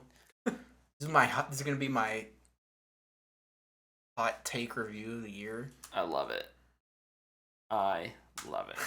Yeah, I'm still much too early to give you a rating on our scale, so Jedi Survivor on PC, yes. It has those kind of issues you were talking about with like texture pop-ins and frame rate issues. PC ports. Listen, I'm just gonna pass on some advice that I heard from Skill Up. PC ports are never given any love, and you should just probably not get them until they're actually good. Don't buy them at launch. Yeah, because like he put out a video a while back, and he's like, "Do developers even care what a PC port looks like?" Because like Last of Us came out, barely functioned. Jedi Survivor was almost unplayable. There's been others. There's just like, this is garbage. Yeah, it's a thing. So it's probably should either play it on console or just wait for it to not be garbage on a PC. Good addendum to our review there, Luke. Thanks. I'm not a PC player though. So I'm not either. Yeah. I just own 2.5 consoles. 2.5. Yeah. The Switch really is just it's half a flop. Half a console. Let's talk like one because it's almost a game. Let's talk some news.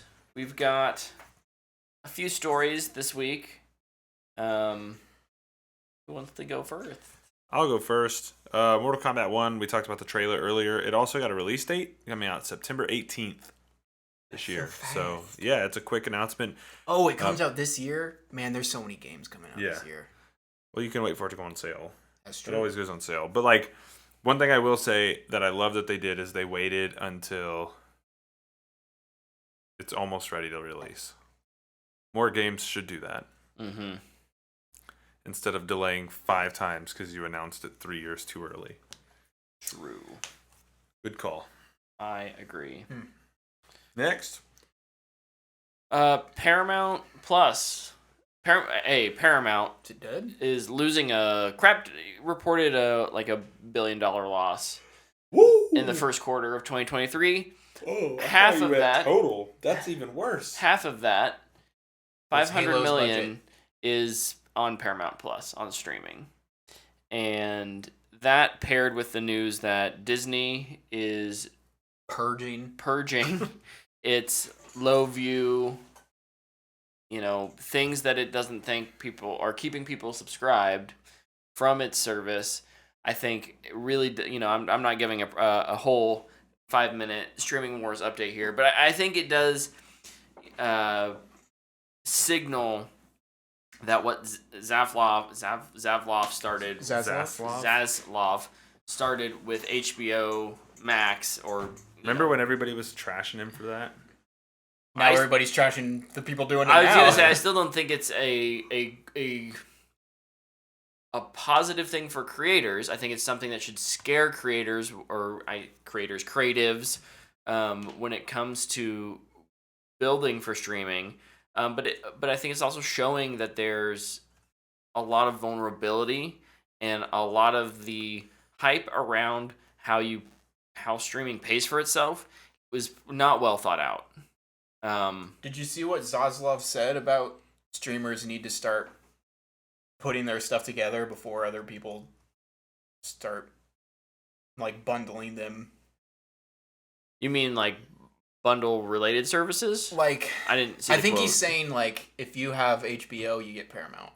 Like Max. It's being called Max tomorrow, fun fact. Sure. Warner Bros. Discovery should take Max and be like, hey, partnership with Paramount. Yeah. We're doing this instead of like, probably like Verizon. Be Sure. Like, hey, you can have all these. Yeah. Like, yeah, and that's easy for take control for him of to your say bundles. as one of the big three in the room, right? Like, Mhm. they've got that money to throw around to make those partnerships happen. Paramount has to figure out, is this even a viable strategy for us to keep trying to compete? The one major studio that has not gotten into developing its own streamer is Sony, and they're making buckets of money on licensing out their stuff. Mhm. They're in a great position. They read the tea leaves right, I think, for a company of their size and a portfolio that they have. That said, it's just an interesting time in streaming. I think we as consumers really need to push for things like physical releases, less exclusivity, more of a open licensing model. But I think you're right. I think we will see, and it's one of my predictions was that streamers will become more and more like cable. I think you'll see HBO or Warner Brothers Disney trying Warner Bros. Disney? Discovery. Warner Brothers Discovery. Soon, my friend. I need to take another drink of this before I start mouthing off about Warner Brothers Disney. Warner Brothers Discovery trying to make those partnerships happen to retain viewers, retain subscribers is what they're really trying to retain at this point. Good night, JT. Thanks for stopping by. Hi, JT. Might have been a long JT. time ago. Love you. Thanks Here's for hanging to the with next us. 1,500. Woo! So we can hit that 1,800 so you can bring that tequila or whatever it is. Love it. Love it, love it. Okay, next story. Is there more stories? Oh, I did two of mine in that section, HBO and Disney. Loki and Echo both got dates for this year. Loki's coming out October 6th, and Echo is dropping November 29th. All of it. All at once. All at once. Not gonna do the week by week release, which is a little bit of a change for them. Be interesting. Honestly, I think even somebody put out an article that doing weekly releases for some and full releases for others is the best method for releasing on streaming. And that's what Amazon does. And I'm a big fan. I'm excited for those shows too. I'm curious about Echo. It's gonna have Matt Murdock in it. I think Feige's talked about how they want to scale back doing MCU stuff on Disney Plus, like TV shows. They came out of the gate hot because of the pandemic. I think that made sense. I think it led to some lower quality shows, but yes, I hope that this is a sign of like we really want this tight story to be enjoyed by people immediately, and not we don't have faith in this story. We don't think it'll keep people's attention week over week, so we're just gonna throw it out all at once. Yeah, there's those two different views on it, and I'm really hoping it's good. It's just we want everyone to enjoy it at once. Fingers crossed. We'll see. Ray Stevenson, an actor, recently in Thor. he's in RRR. RRR. I think He's so good in that movie. I think he's in Punisher too. He's also in the Ahsoka shows. Yeah, He's in the upcoming Ahsoka show. He was in Punisher Warzone. Sounds right. Yeah. That if you haven't seen Punisher Warzone, that movie is awesome. Just full on sinned with Punisher. Yeah. Holy cow. Great movie. Passed away on Sunday, age of 58. And he was going to be in Ahsoka as well. He is going to be in Ahsoka. Like, yes. He's filmed the stuff, yes. obviously, by now. Going to be in it, yeah. So, I think he was just about to turn 59, too. He's the dude with the orange lightsaber. The orange lightsaber guy. Yeah. Well, at least we get to enjoy one more thing. But yeah, rest in peace. Yep. Ray. So taken too soon. The only other story I have here, which I had not heard. I'm kind of surprised I hadn't heard until I was browsing some news stories here. Netflix apparently has hired Arnold Schwarzenegger as its chief action officer. They made up a role? Mm-hmm. I think he's in charge of action movies. Oh, boy. At Netflix. I don't know how I feel about that. Sure. I'm fine with it.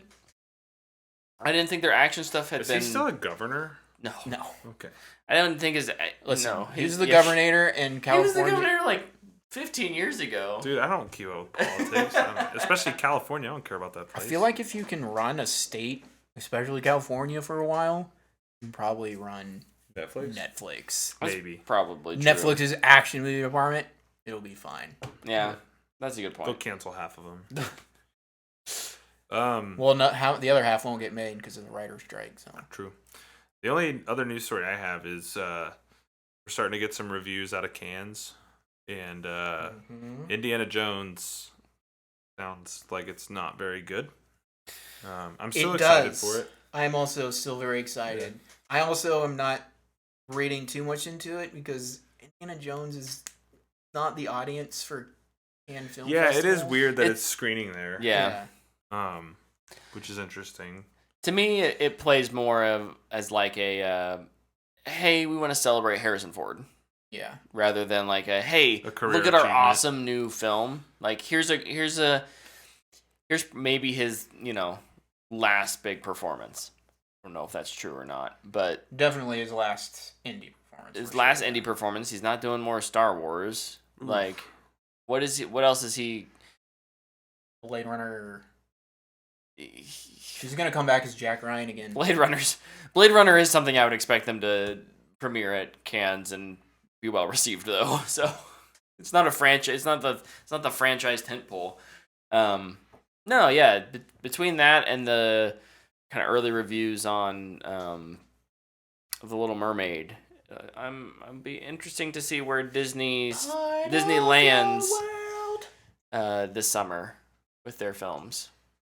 So my guess is that audiences will generally like Indiana Jones, but I feel like I'm gonna forgive a lot of stuff that happens in that movie. Probably.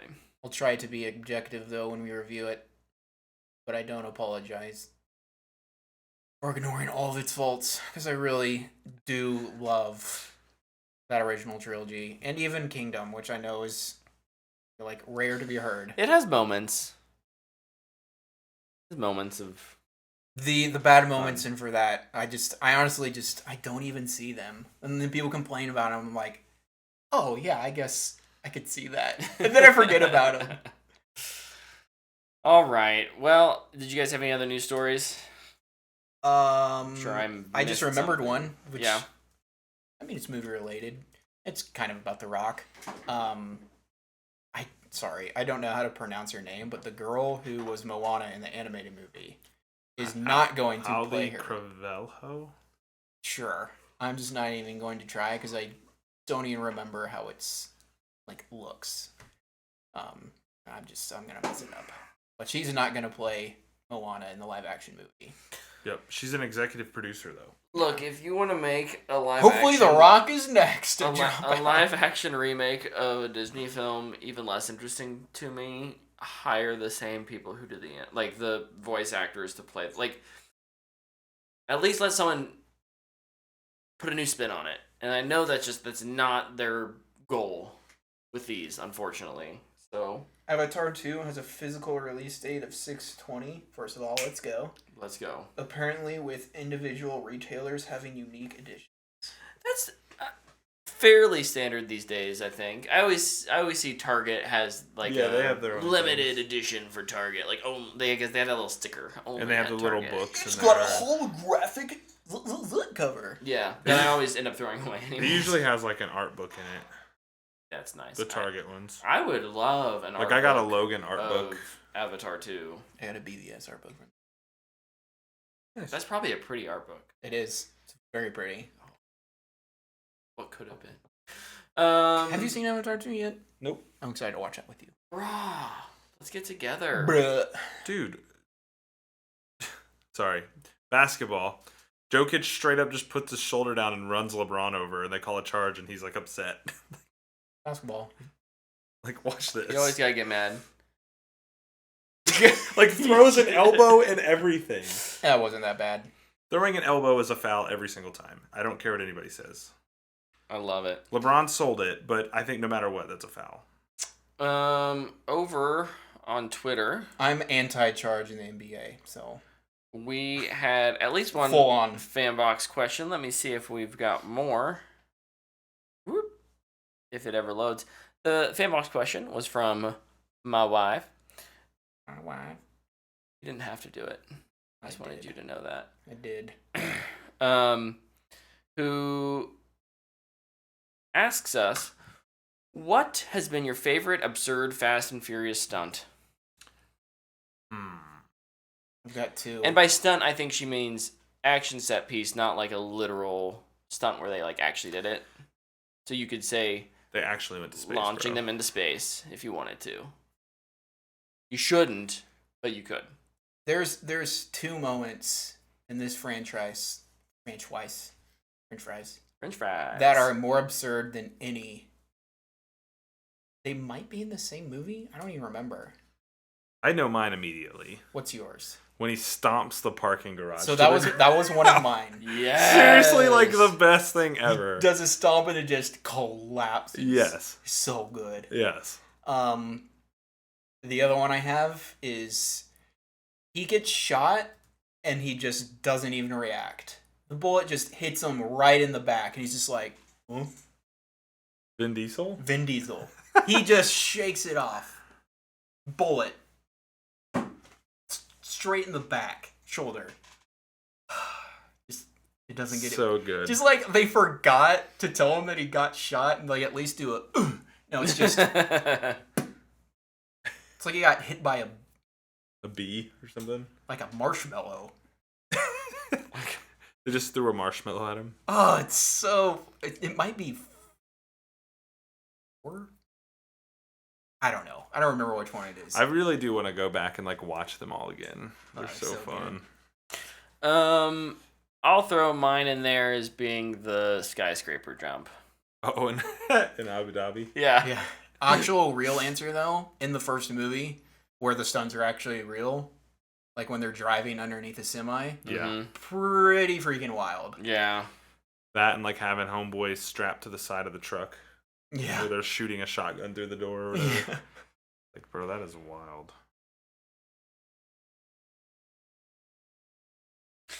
Next question. Very cool. That was the only Fanbox question we had. The safe chase is fun too. You are a liar. Oh, we had an email From my mom. from your mom. Hold on, let me pull it up. You're right. Thank you for calling me out, Luke. It is, oops, right here. Julie says, congratulations on your 300th episode. Thanks, Mama. She has a couple questions. I know winning second place in the Take 36 short film competition has to be a highlight of all your efforts. That's right. We kind of talked about highlights, but what is another highlight from your time being spent together?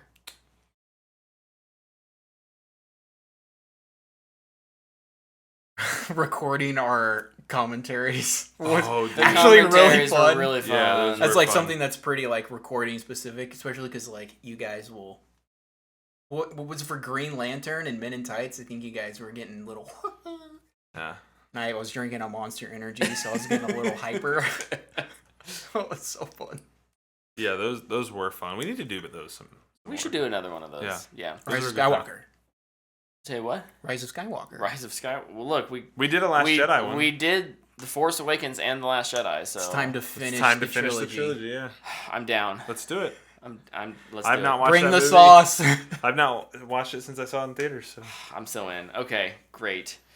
What is your favorite musical? Okay, this is a loaded question. Mine's In the Heights, so I don't need to Mine, carry on. the best musical I've ever seen on stage is Wicked. Live action musical movie In the Heights. Animated. Ooh. Maybe The Prince of Egypt, but maybe The Lion King. Oh, if Prince of Egypt counts, They sing. Dude, the Prince of Egypt, that that little remake thing you showed the other day, I was like, to the top. Dude, The Prince of Egypt is To the freaking top fire. for sure. I will say I've for some reason, I don't know if it's a hot take.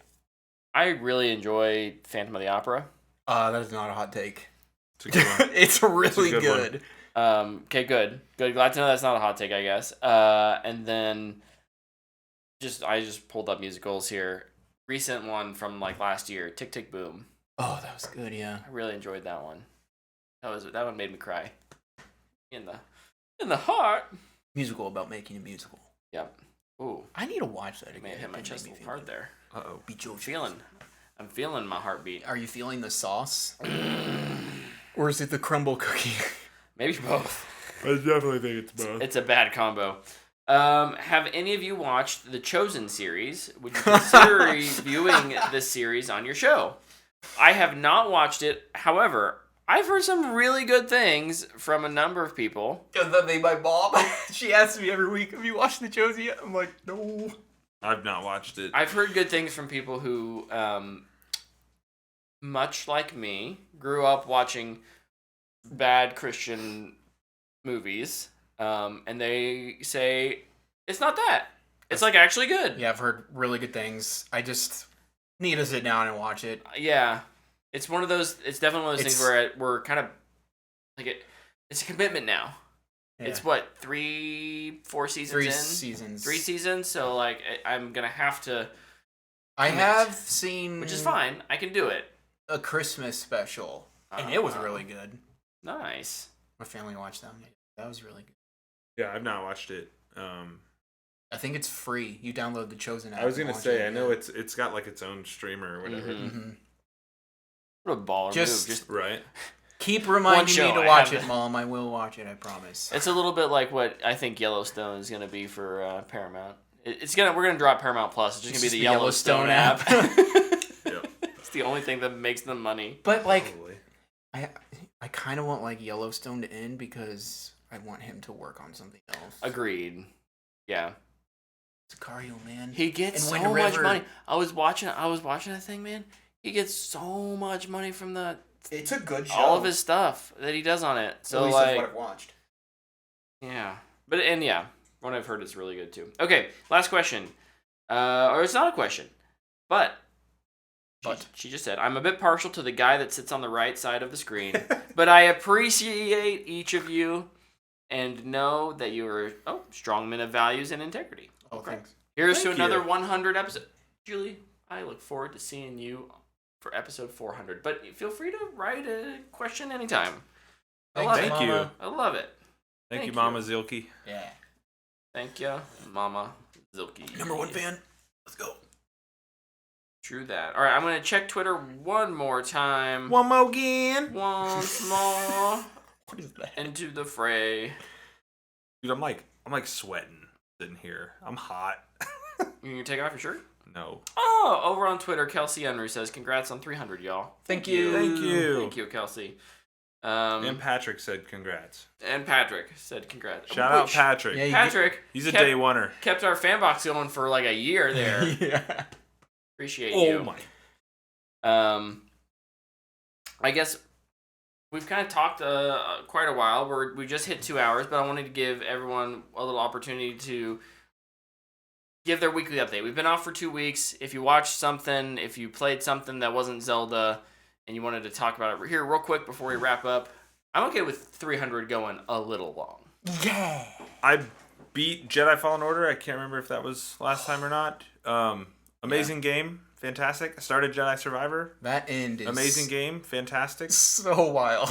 I am having a blast. You did a lot of gaming last 2 weeks. Not as much as Zelda. Well, it took me a while to beat Fallen Order, but yes.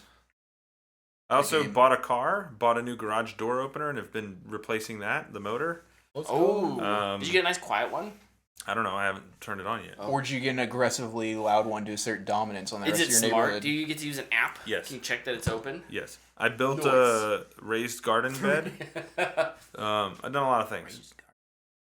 Baroque over in the chat. 2 hours down, 3 to go. 300 minutes for 300 episodes. Woof. I'm down. I would need a fan. I'm not Let's just down, throw I'll be Rise of honest. Skywalker on here, and we'll just do a live commentary. Don't tempt me. I like that movie, remember?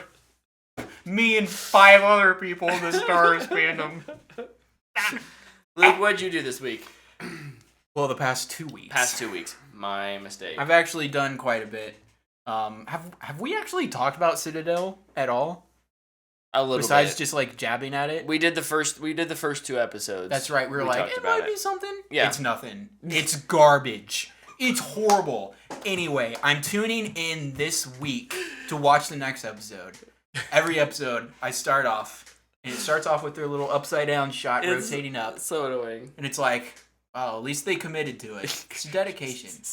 And I sit there and I go, which trope are we doing this week? Mm-hmm. I'm not even kidding. It feels like it's written by AI.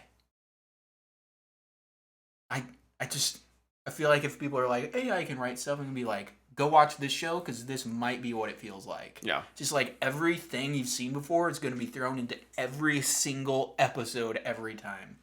Like, just even in the last episode, like, the two characters are talking.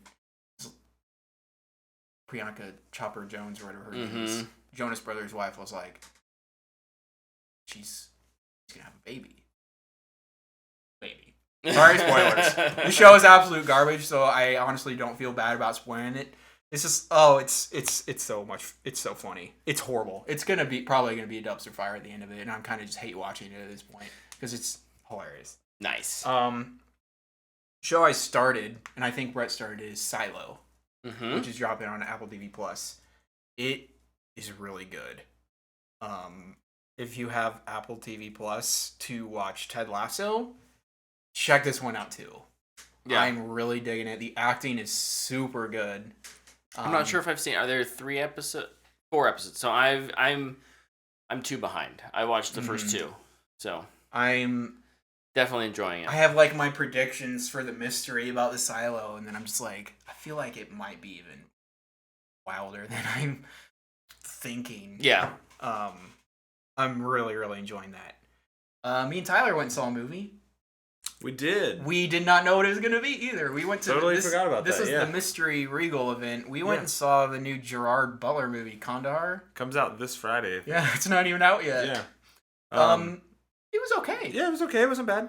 It's Dare I say it was good. It was apparently enjoyable. it's just a not as good version as Guy Ritchie's The Covenant. Yeah.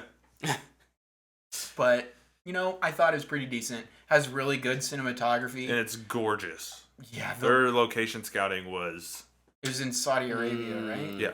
Yeah, just it looks some awesome. great shots in there. It looks super pretty. And Gerard Butler's pretty good. Yeah. Oh, and I thought, like, it's not a huge action movie. No. But I felt like the action pieces they did were really well done. They were good. Also, there was definitely a moment where Luke and I both were like, Jesus! Like, towards the end. We were expecting something, and we got a lot more of it.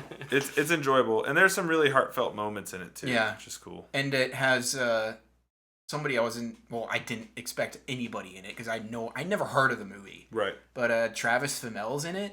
You remember him from Shoot. He's in Vikings. Raised by Wolves. Travis. He was the dad. The dad. Yeah. He's in it. He's really good. He's great. He was really good. He's great. Another movie that I watched Air. on Amazon Prime Video. Yep. I think it's technically still in theaters, but I just watched it on the streamer. Yeah. I thought it was okay. I give it a Matthew McConaughey. It's just, Nike's gonna sign Michael Jordan. Yeah. So it's not like, oh my goodness, how are they gonna do it?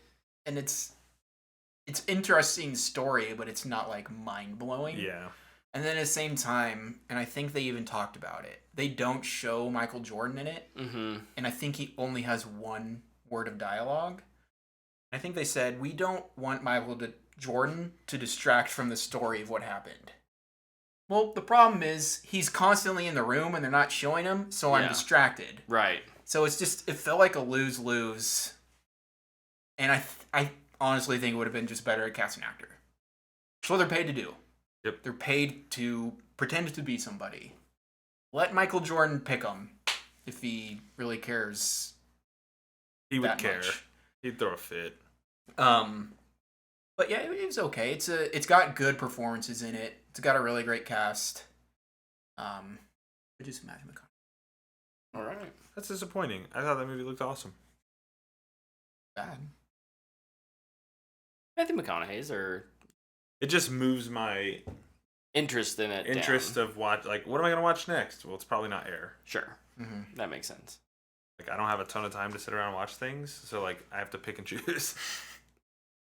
That moves it down my list a little bit. Yeah. I went on vacation last week, which is why we didn't have a show. My family and I went, and when I say my family, me and my extended family, on my dad's side, went down to Florida, hang out on the white sandy beaches. We had beautiful weather. The ocean was awesome. We saw a stingray in the water. Did you touch it? My mom thought it was a shark. Did you eat it? So she freaked out. I didn't eat it. I don't think Should've you're killed it. encouraged. I don't think avenge Steve Irwin. Was it like up on the beach? No, I mean, I was out on a sandbar. That's pretty cool. Yeah, it's pretty close. There's one year we went. There was like a whole they were migrating.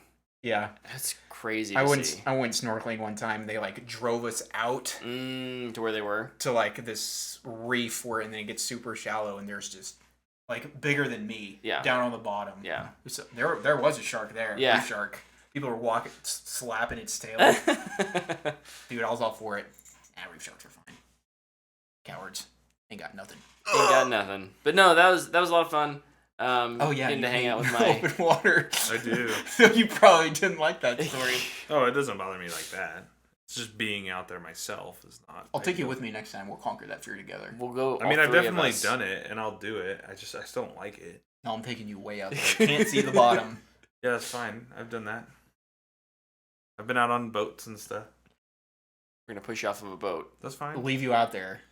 No life jacket. I would swim as far down as I could and kill myself. We're gonna give you a GoPro, and we're gonna make open water too. Back in the habit. I will just swim down until. Dude, no lie. The Why you just swim down, dude? The videos I float in hate ocean the is easy. most. There's so much salt. The videos I hate the most on the internet are the ones where it's like snorkeling and it's like super murky and you can't see, and all of a sudden, just out of nowhere, there's like a Shark. shark goes by. I'm just I love those. I watch all that worst. stuff. I don't like. It doesn't bother me to watch. It's not like snakes. Like I can't watch videos of snakes. I can watch open water stuff all the time. I actually find sharks in the ocean is in general super fascinating. Sharks are so cool. I just don't want to. I don't want to be out there. Yeah. I'd do it. The last thing I did was last night after we got done watching what I consider to be a bad movie. Tyler recommended we were talking about movies coming out this summer. The Flash being one of those. Oh yeah. Flashpoint. Justice League. Flashpoint Paradox. So I watched that. Watch it, baby. Yes. And it's pretty awesome. Oh, it's very so much, good. very much enjoyed it. It's a lot of fun in like a very. It's wild. Not normal comic book movie way. Wild is a very good way to describe it. So yeah, the movie will probably be pretty similar to that. Dude, that's what he was saying. They're teeing so up a lot of that stuff. Yeah. I'm like, all right, let's go. Let's see what I'm they guessing can the do. Batman might be a little less unhinged than the Yeah, I think he'll Thomas still be Thomas pretty Wayne is unhinged. pretty Yeah, he's a wild man. pretty wild. He's like full on. I'm gonna slit your throat, jerk. Yeah. Yeah, I think the Flash movie's got a lot of secrets. So. Like cool. The Rock's Black Adam showing up. He's gonna be like, "I'm Black Adam, you son." I'm the lawman now. I'm the man in black. But yeah, other than that, I didn't do much. Had a lot of travel, a lot of relaxation, and now, Monday came around and back to the grind. So, I think it's going to wrap it. 2 hours and 10 minutes. Sounds good to me. Let's go. Thank you all for hanging with us tonight. If you've been around since the beginning, 300 episodes. Bless you. If you're new, we'll be here for, I don't know if we'll be here for another 300, but we're going to shoot for it. And we're going to do that Rise of Skywalker commentary because it's been a while since we've done commentary. So look forward to it. Thank you for watching. Thank you for listening. We'll see you. Bye, everybody.